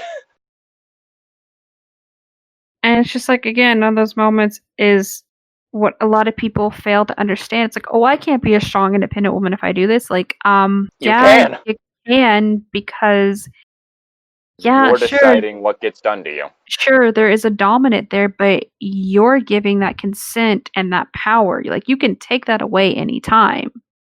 And if for some reason that so-called dominant doesn't let you take away that Yeah. consent and still be in control with the trust and stuff, then you just walk your happy ass out the door. Yeah. Also, again, Gray She also, seems to... Oh, sorry, what were you gonna say? I was going to say, she seems to be confused by the concept of a trial period. Oh yeah, Yeah. only 3 months? Is that why there were so many? Honestly, a 3-month thing is kind of common because it gives you enough time to Yeah. like get to know each It's other, figure trial stuff period. out. Like, it's like, for that kind Did of you just thing, say that's not that figure stuff out? figure. Yeah, figure stuff out. Come here. Come here. Come here. For those of you who can't see, which is all of you, we've just been pantomimic fingering. For Yeah, a little we've bit been here. fingering each other. We've been fingering the ghosts in our room. But let's see. Oh, also, let's talk about how somehow Gray is able to send Anna a brand new MacBook laptop that is quote unquote not in Not out stores yet. Apple And product placement. more product placement. And just oof. Just Oh, oof. one of the notes I have. Real shame that Anna's inner goddess isn't some primordial nature deity. They tend to have a lot lower tolerance for bullshit. Alright, now cut off his head in his sleep. Inner goddess, you sure about it? Yes! Oh. Take him to the zoo and feed him to the animals. And then Anna does something that's really, really smart for first timers. Goes to the internet and does her research. Barely. Because apparently Gray can't take the time out of his fucking day to just sit down and explain shit to her. Just be like, you have a computer, go look it up. Which can be helpful if you're looking in the right places, but if you're not looking in the right places, like the right forums, stuff like that, then it can do way more harm than good. This is also the first email conversation. I'm going to say right now that these are fucking insufferable, because what happens in each of them is that the entire goddamn email, header, footer, subject line, everything is put in. It's literally just done to take up space. Like, there are ways to, like, put this stuff in. Oh, he says laters, baby. That fucking hurts. Laters, baby. Oh, God. At one point, I remember actually saying that. I was like, wait, what was that from? Like, it somehow entered my brain. But yeah, so they talk a bit. And he's all like, oh, well, I work for a living, so I can't tell you shit. Or, I work for a living too, so it's like a whole thing of like, I have work to get to. Well, so do I. Let's see. He emailed me. I'm like a small giddy child. All the contract angst fades as I wash my hair. I try to think of what I could possibly ask him via email. Surely it's better to talk these things through. Suppose someone hacked his account. It'd be interesting. Shame. Shame. Then she meets up with Jose at the end of work because they decided they were going to go get coffee. Because Anna's an idiot. Yep. As is Jose. Yep. Everybody an idiot in this book. She compares him to a dark-eyed puppy. And also feels the need to specifically bring up that he has a Hispanic-American smile. The fuck does that even mean? I don't know. a smile that feels like he was able to grow a mustache at the age of 12?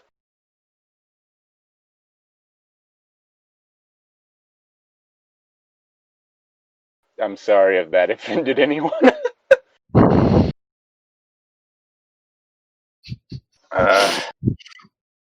If it's gonna be a bunch of, like, white people in the comments saying that that was offensive, though, I don't care. Yeah. Another email conversation between the two of them. Christian Grey at one point sends a winky face, and I almost died.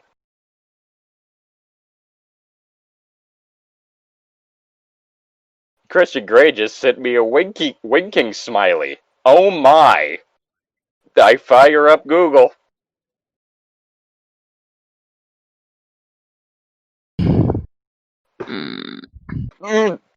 Kill me.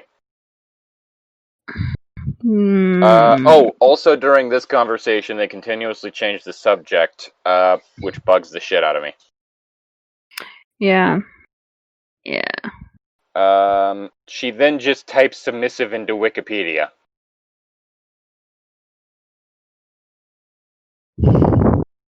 I feel like that's going to send you in a few different places. Yeah, like I said, the researching things can help if you know how to do it properly. Yeah. If you don't know how to do it properly, it can be more harmful than good. Yeah. It's the whole thing of, like, half an hour later, I feel slightly queasy and frankly shocked to my core. Do I really want this stuff in my head? Gee, what he gets up to in his red room of pain? I sit staring at the screen, and part of me, a very moist and integral part of me...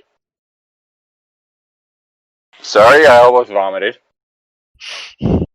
That I've only become acquainted with very recently is seriously turned on. Oh my, some of this stuff is hot, but is it for me? Holy shit, could I do this? I need space, I need to think. Prime example of not quite having an understanding. Yeah. Also, in my notes, it literally just has the word moist in quotation marks. Also, a thing we see with all of these email conversations is that Christian Grey always has the last word. He is always the last one to respond. Like, no matter what, like, even if she's like, alright, I have to leave now, then he says bye. Or, like, throws in some witty thing. Want to do chapter 12 too, or no? What? Sure. You okay there? Yes. Saw you mouth, oh, what the fuck? Yeah. What you perusing? Looking up more Omega stuff? No. Okay. How the hell? You having problems? Oh.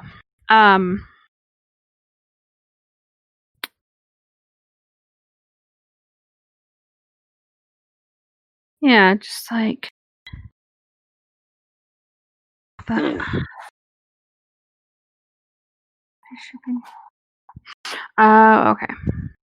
Oh, no. Just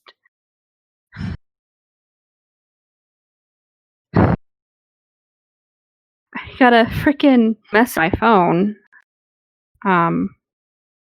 From a match on Tinder. Oh. Person decided that their opening message to me was, "Want a free mustache ride?"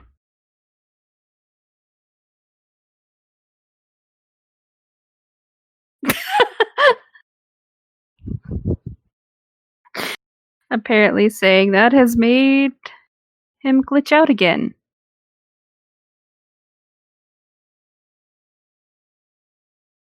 Do do do do do do do do do do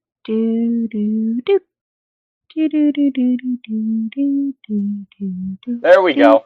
I was sitting Literally, here doing the Jeopardy for me, music. it got stuck with you having that face frozen on my screen.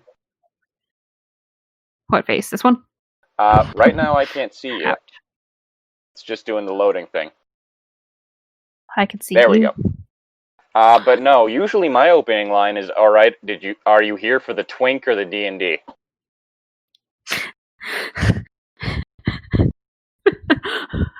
Why not both? ¿Por qué no ambos?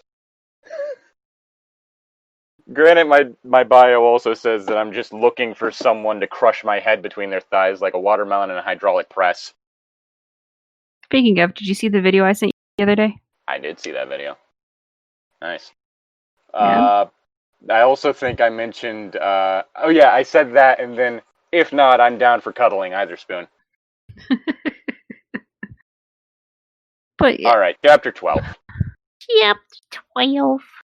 The fact that they opened up with a fucking mustache line. Mustache line ride, okay. Yeah, I was Mustache like, ride line. all right, immediately unmatched and almost Not your best material. not your best material. Like, I need a shower.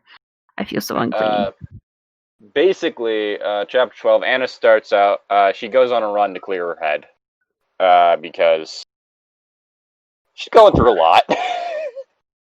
Which, honestly, I would say exercising is a wonderful way to figure things out and clear your head. Much Generally. better than just being like, oh, I don't know what the fuck to do. I'm going to down a whole bottle of vodka. Speaking Not from saying experience? that. No, never. Granted, it doesn't help that one of the things she says is, quite frankly, I have a mind to run to the Heathman Hotel and just demand sex from the control freak.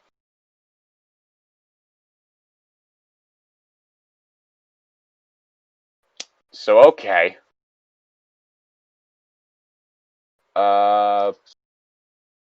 Alright. After that, she ends up running into Kay and her with the packing up of the hotel. Or packing up of their items, not hotel.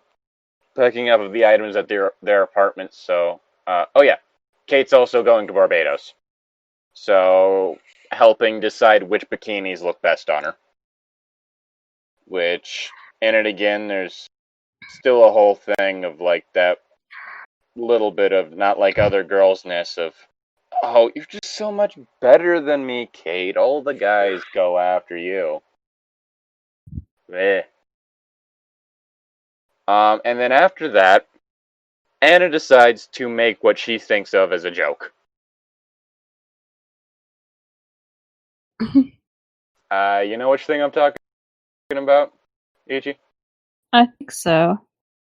This being when she emails Christian, and sends him, emails Christian saying, okay, I've seen enough, it was nice knowing you.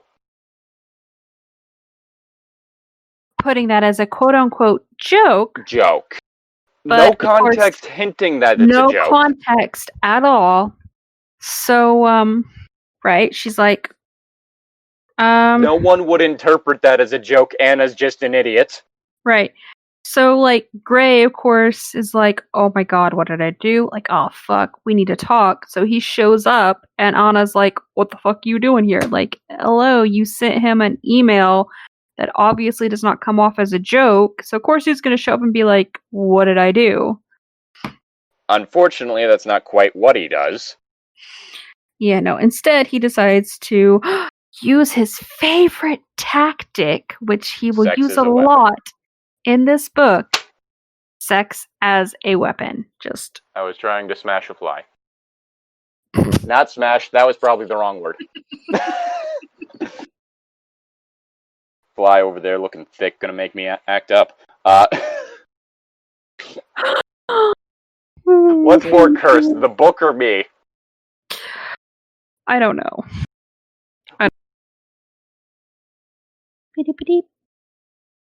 Hello. Hello.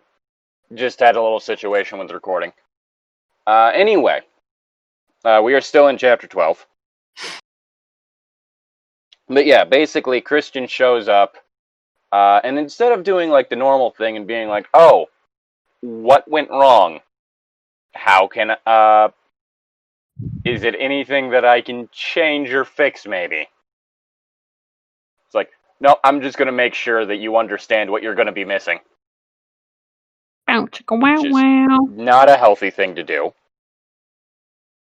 It's like literally, like, I press send, hugging myself, laughing at my little joke. Will he find it as funny? May I sit? He asks, his eyes now dancing with humor. Thank heavens, maybe he'll see the funny side. Like, what part of this makes sense as a joke? Like, what part of this, Anna? I need to know. Take the doll and point to it where the joke is. You know what I mean? Yeah, it's just... It doesn't make sense. He gets weirdly upset at the word nice. Can we also talk about how Anna, for some reason, gets jealous over the woman who literally fucking abused him? And she gets that she's jealous that they're still friends. And also gets offended that he can talk with her about the lifestyle, and she has no one she can talk to. And then when he's like, "Oh, hey, well, here's some people you can talk to if you really want to know more," she acts like a bratty child and just is like, "Get the fuck out of my house." I will say, suggestion. You cut out. No audio. I see your lips moving, but I hear nothing.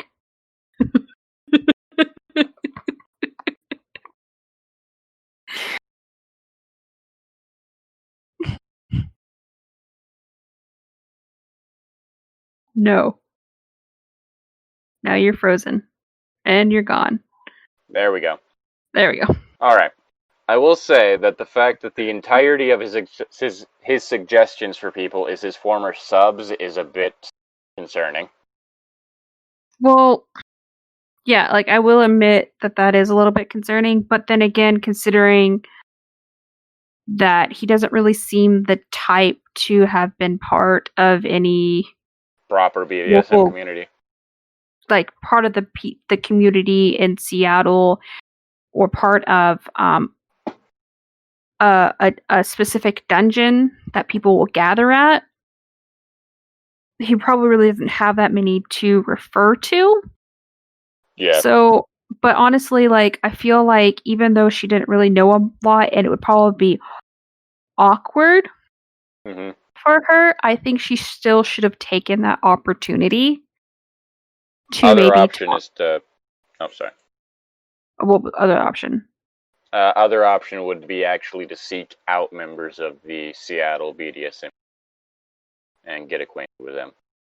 Yeah. But then the story would end when they would go, bitch, what the fuck? Well, yeah, there is that, but also have to talk about the fact, like, yeah, she could, but then again, remember, she signed the NDA, so she couldn't even talk about the relationship or how he is.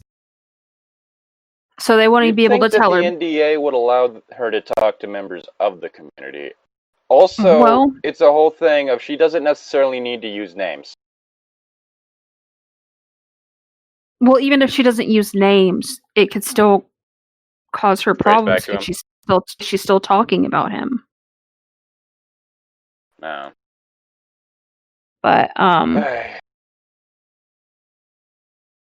yeah. Let's see. After she kicks him out, Kate comes and checks on her.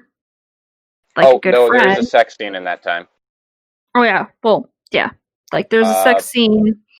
Then they talk. Then she talks about why she sent the message, and then that's when she gets all pissy and kicks him out because that. But then Kate comes and checks on her because, like, she'd been crying. Yeah. And Anna admits to Kate, like, I think Gray uses sex as a weapon. And Kate's like, yo, that's fucked up. Fuck? Even Steve didn't do that.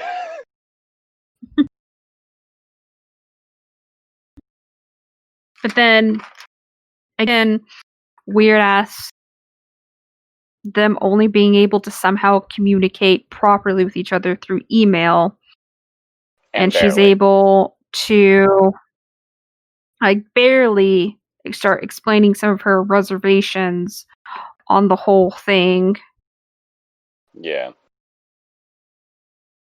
And she kind of is like, you know what, this kind of stuff, I don't know how I feel about it. And starts, and she's like, you know what, I went over the contract, some of the stuff that you had on the soft limit as stuff for me to possibly try. Like, you know what, no. Move that immediately to hard limit. Like, she kind of starts setting some boundaries for herself. I don't want to be fisted. I mean, She doesn't.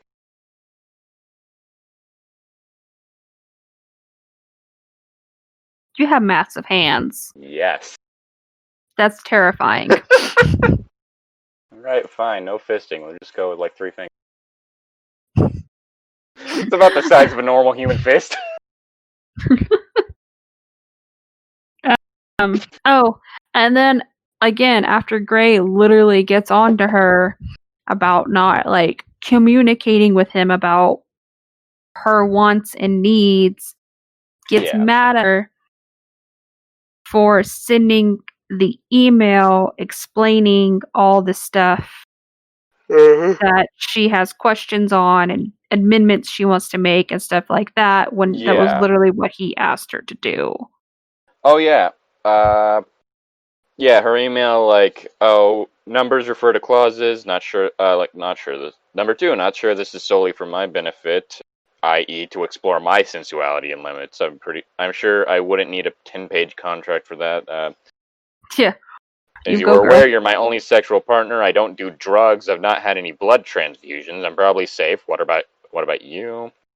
I can terminate at any time if I don't think you're sticking to the agreed limits. Okay, I like this. There needs to be just a thing where you can terminate at any time. No caveat. Just in general. Even if they're not breaking any of the rules, if you feel that something is wrong, you need the ability to leave. Obey you in all things except without hesitation or your discipline. We need to talk about this. 1 month trial period, not 3. Which, again, it's a weekends thing. I don't think that 4 cases with this would be enough to actually figure it out. That might just be me. But yeah.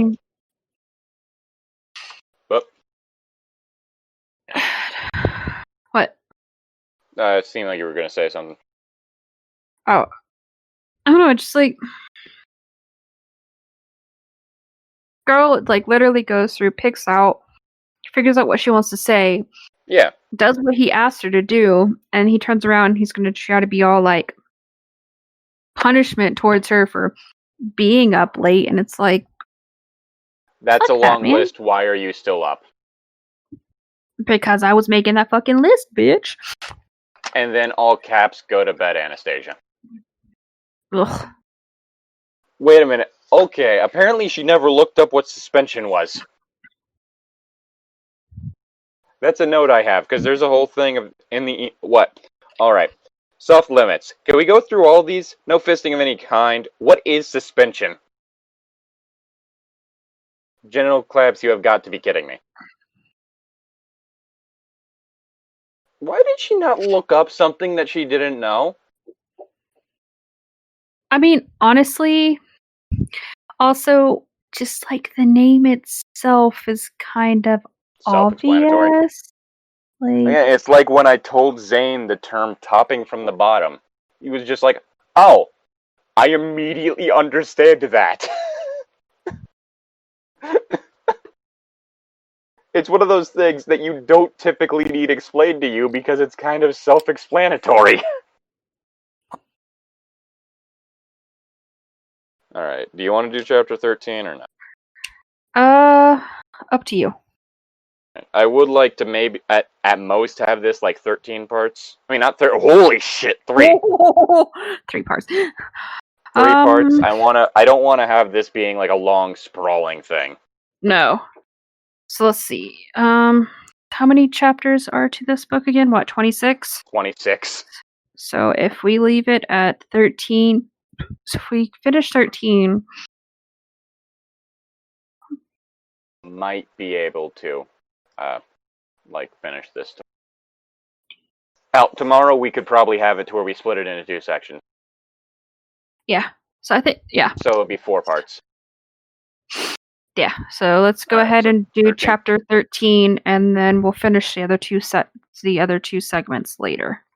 So 13 is the graduation. Right. Which, like, this starts out with the whole thing of, she calls her mom. Her mom won't be able to make it because her current husband, Bob, twisted a ligament. It's stated that, Bob's about as clumsy as I am, despite the fact that she's only been clumsy twice in the story. Right.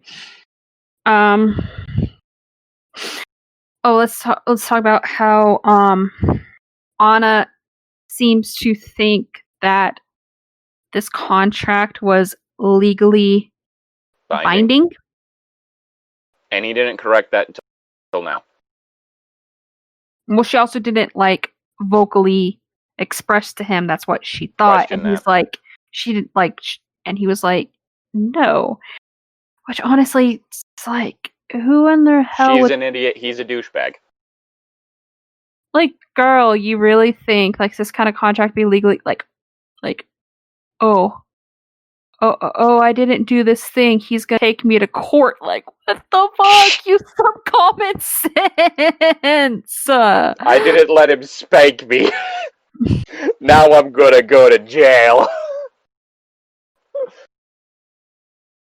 But yeah, he actually the next day he's like, okay, yeah, let me go over these things with you, despite his fucking snarky ass email with the definition of submissive. What the hell? Yeah, which she then replies with a definition of compromise. Right. And then he's like, okay, fair enough. Wait. And no, this isn't the day of the graduation. Whoops, I was thinking the wrong chapter. Yeah, that's the wrong chapter. That's like the next chapter, I think. Yeah, they're basically just having this whole conversation, and then meet me at the Marble Bar, because that's right, they were planning on meeting Wednesday. Yeah. It is Wednesday, my dudes. Do you know he's still making stuff? Here we go. I have no idea. Jimmy here? No idea. He's still doing things. Basically, he does Twitch streams in which his chat will send him videos, and if he cracks up, he ends the stream. Here we go. Red flag. I will discipline you because you will screw up. So I will train you to please me. Which fucking part's that in? Is that during the actual physical conversation? No, I think this was, I'm not seeing it in the emails. This was when they met, and he was like, I will discuss this with you in person, and then he's just straight up... there's multiple sets of emails, that's right. Yeah, there's multiple sets of emails where they basically kind of go back and forth about some of the stuff that she wanted changes made, and he seems to kind of agree to a few compromises, but then he's like, let's discuss the rest of this over dinner tonight. Bar. And so she shows up, and again, somehow can make herself look so stunning and hot with a borrowed dress and shoes from Kate and a little bit of makeup. I mean, I get that, but I'm me. Fair enough. Am I saying I'm better looking than Anastasia Steele? Yes. Snake. Also, she ends her emails emails in X a few times. That's specifically a UK thing. Hmm. Yeah. I even looked up to make sure. That is specifically a UK thing. Typically, it's also done in like text messages and stuff to someone that you have like affection for. You don't tend to see that among people in the US. Yeah. So it's one of those things of not really understanding how to write a non-British character. But they meet at the bar. Oh, wait, no. First, Paul is apparently back. And starts hitting on her again. Because apparently she just exudes douche bait.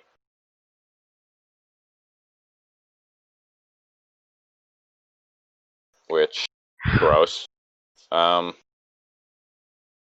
See, where is it? There's a moment at some point in which it's mentioned that one of her little hallucinations flips someone off, and it's stated in a very stupid way. Literally, vulgar and unattractive gesture. And I thought the part in... Just literally say, flip the bird, like... That's literally what I have in my notes. Flip him the bird. It's kind of like that one moment in Midnight Sun where it's stated that Edward has apparently never sworn in front of a woman before. Bull. I'm not kidding. Because apparently that's just unkind. Or some shit. Unkind. I don't know. So unkind. Some fucking shit. Who knows? Some fucking shit. Who's like a... Oh, literally, none of my literary heroes had to deal with makeup as a thing that she thinks to herself. Bullshit. It's likely that it just wasn't brought up in any of the stories because it wasn't important. It wasn't relevant information, but... Yeah. Oh. Gonna doll myself the fuck up. That's all it is. Yeah. Yeah, it's fucking... Ugh. I hate the fucking makeup thing. I don't fucking care. Yeah, but like literally, again, with just a simple wardrobe change. Yeah. She's able to just, and a little bit of makeup, just able to go from not to hot, like... Yeah. Oh, okay, I found the thing that this note is referring to. Talking specifically about the dress. Okay. Hot, I'm aiming for demure and businesslike. That too, but most of all hot. The dress really suits you and your coloring. The way it clings, she smirks. Kate was scoping out Anna's ass. Look. It is not a true friendship unless there's a little... their ass. Unless there's a slight underlying homosexual tendency. Yes. Yeah. It ain't a true friendship unless there's some homoeroticism. In this house, we kiss the homies goodnight. Damn fucking Fuck right. the sign. Fucking knocked it with my elbow. Fuck the sign. It's time to stop. It's time to stop. Anyway. Yeah. So then we get into they meet, and Gray's response to some of Anna's reservations about the punishments is, I will discipline you because you will screw up. I will train you to please me. Again, the whole point is that you're supposed to be pleasing each other. Like you. But just telling her straight off the bat that she's gonna screw up. That's some gaslighting bullshit right there. That's bad, as is how fucking me-centric his, the sentence is also. Mm-hmm. Because again, this isn't supposed to be all about his pleasure. It's about both of theirs. Right, and again... We both get off. That's how this works. So, like... And then again, it's reiterated that she can't really touch him. Yep. Which is still not really fully explained at this point. Also, apparently no eye contact. Like, that's weird. I understand that if you're in a scene, like there might be some certain positioning where it's like, if you're in a scene, you don't there might starting the scene or doing certain things, like it's like don't make eye contact. That makes sense in the scene. But or no if you're blindfolded. Or if you're blindfolded, like again, stuff to do with the scene itself. But like outside of the scene, just everyday life, being like no eye contact. Like, how are you supposed to communicate or anything like that if you can't make eye contact? Because even though I have super really bad like anxieties stemming from like my PTSD and everything like that, which causes me to have problems maintaining eye contact with somebody. Yeah. It's still an important thing for me because you can't really read somebody's emotions without looking at their eyes. Because like your facial features can say one thing, but like looking at somebody's eyes can say something completely different. Like it's an intimacy thing. Yeah. Look and her it's in a trust thing. As you beat her out. And it's also like a trust thing. Like yeah. So to me that's just odd. Yeah. Oops, dropped my button.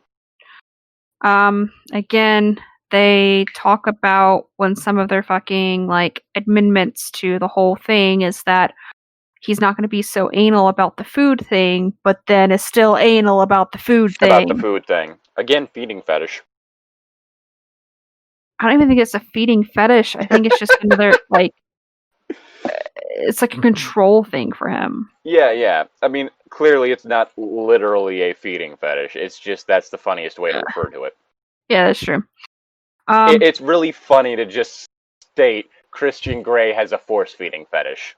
Right. And then we have some other red flags, again, of him using sex as a weapon. And even though they're in a private dining area, he's still trying to use sex and seduction as a way to, like, distract her from, like, I believe trying to set boundaries and figure things out because it's like, he's like, I don't want to talk about this. I just want to control you. Mm-hmm. Here, let me throw you off and manipulate you by seducing you. And gonna go with oysters because apparently those are an aphrodisiac. Apparently. They just made me want to throw up. But she turns around to try to take control back by eating asparagus sexily? By, like, doing a whole thing with her lips and then biting off the tip, which I'm just going to say, biting off the tip of something cylindrical is not sexy. Unless that's what they're into, which again, maybe it's supposed to be hinting that Christian still has some switch tendencies and he likes a little bit of teeth down there.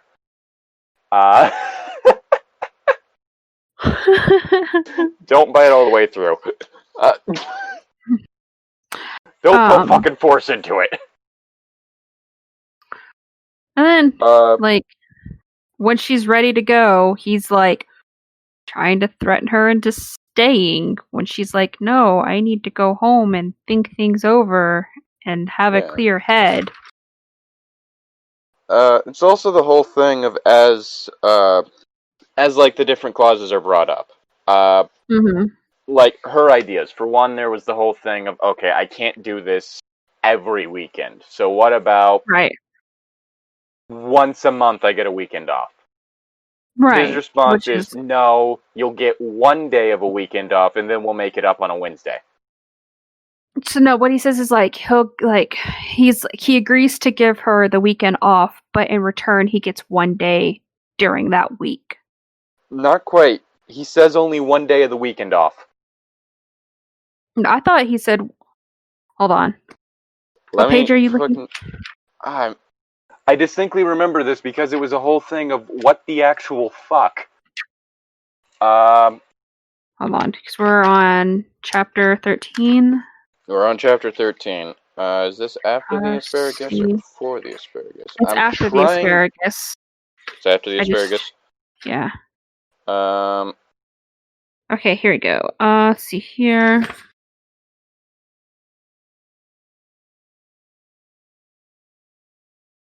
Nope, that's them getting in the car. No, so I think it is before. Yeah, where is because the it? Hold on. asparagus was near the end of the dinner scene.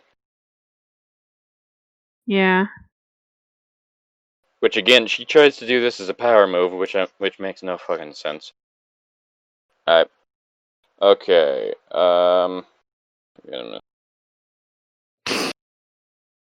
Okay. Oh, like fish. No, it says right here. She says, because they're talking about, because she said that she wanted to do a 1 month trial term instead of 3. He's like, how about 1 day over 1 weekend per month you get to yourself? But how about I get a midweek night? Because I definitely read that wrong.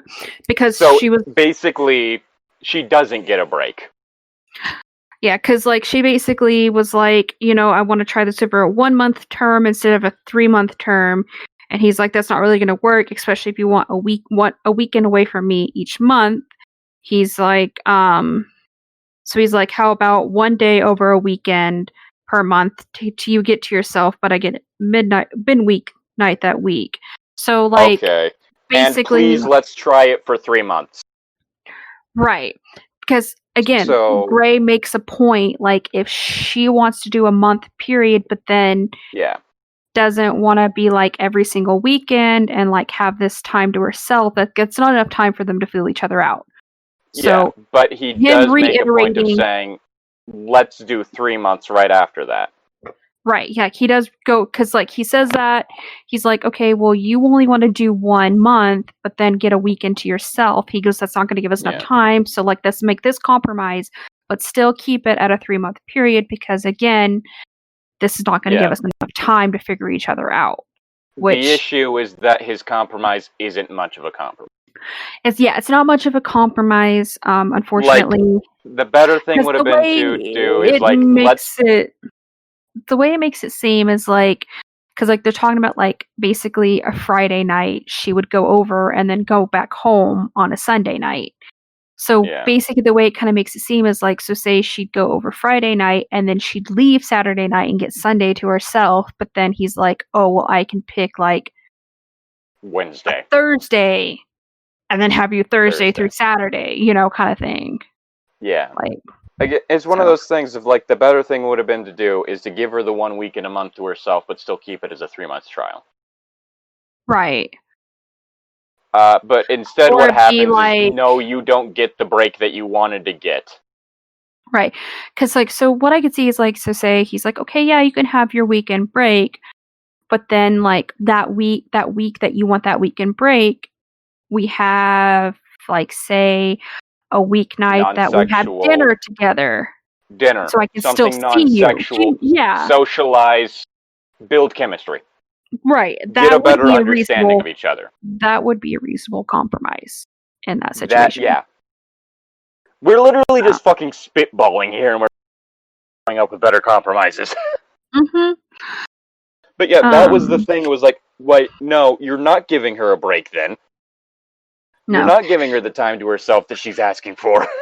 And you're then literally when she's just taking every single thing she's saying and being like, okay, yes, but actually no. And then when the dinner's over and she's like, okay, I want to go home, relax, think things over.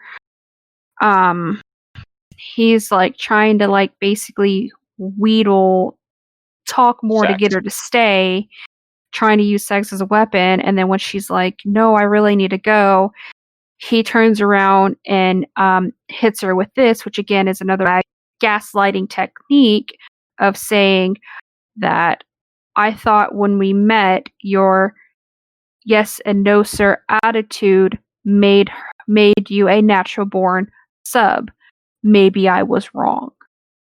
That's manipulation and gaslighting. Yes. He's taking general manners that are instilled to pretty much every single human being from a young age and trying to make it something that it's not.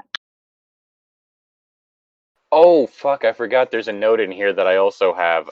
Let me see if I can find it, because there's a whole thing he's talking about, well, I don't want you to have to think.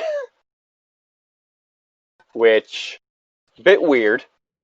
But the note I have corresponding to that is, oh my god, he has a bimbo fetish. Right. Because the shit he says is just like, every time I've come across one of those fucking, like, bimbofication stories or some shit. Yeah, and then, of course, like, he goes all cold and distant again when she's leaving. Yeah. Then we come into the part where the valet brings her car around, which is a vintage Volkswagen Bug. Those are nice cars. Yeah. And he immediately just starts shit-talking starts shit-talking it and throwing this fit and tries to convince her to let him buy her a better car. This is also immediately after he shames her for not bringing a jacket. Right, and which I say this because of the specific phrasing he uses. It's cooler now, don't you have a jacket? Yeah, and then, like, the author just seems to, like, Erica just seems to think that, like, having Gray flaunt his wealth and have this attitude is sexy and acceptable. Like, it's not okay. It's not cute. Like, having him just, like, throw his wealth around like that, like, that's not what people want. Like, an actual person looking for a relationship, it's not. It could have worked if as a whole thing of him realizing what he was doing was actually making her uncomfortable. But... Yeah, and then, one of my notes is that I thought the old car was done dirty in Twilight. Fuck off.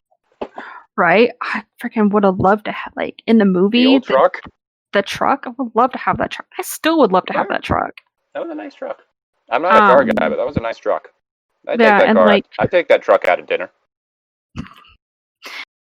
And then, like, again, Anna goes home, experiences a lot of confusion and stress, leading her to, like, basically crying herself to sleep, trying to figure out if that's right for her. While also going off of all the times that he's apparently warned her not to deal with him. Right. Including the line, I don't do the girlfriend thing. Yeah. Not sure how that's a warning. But I kind of had some personal notes that I made just on the chapter overall. All right. Which basically, like, I feel that, like, the character that Erica has made Gray to be is very toxic. I was like, this relationship's barely formed. She's already experiencing extreme depression and doubts over everything. Yeah. He's a classic form of narcissistic manipulation, arrogance, and controlling behavior. Also. Classic abuser, basically. And I just failed to see how anybody could see this as a romance novel at all. Like, it's just... Yeah, like, the whole abuse thing is sometimes seen in different, like, Viking romance, you do see, like, strokes of that. Hell, even in shifter romance. Yeah. There are undertones of this in various different romance media. It's a thing that's either, like, part of a way to, like, live out some fantasy of, like, oh, the dashing man who refuses to take no for an answer and gets what he wants or whatever. Yeah, because, like, with, like, the classic shifter romances, you always have that alpha male character who's like, well, this is my mate. Like, yeah. Why are you talking to my mate and all that bullshit? Like, why can't we get a gentle cougar? Man. I chose the wrong animal. Yeah, you did. You did choose the wrong animal. I chose the wrong animal to say that way. Any gentle cougars out there? Oh. Still waiting for you to introduce me to one of those financial doms. I need to get out of this shit. Someone's getting off on paying me? Sweet! Anyway, that's where we're gonna end this one. Oh shit, okay, I didn't fully freeze. Okay, your side froze for a bit, and I got really worried. Anyway, special thank you to Summer Moon Soldier and Destiny Baird for supporting us on Patreon. If you like what we do and like to support us and going down, consider going down to that link in the description and pledging any amount of money you really want. We do have a tier that would allow you to suggest things for us to read. And we would get to those whenever we get the chance to. Additionally, there's like standard YouTube stuff, like, comment, subscribe, all that. But yes, until next. Whoa, that is the wrong thing that I am typing in. But until next time, I'm Llytic. I'm Ichi-Tan. I guess next time we'll see what else I can say that caused her to break down.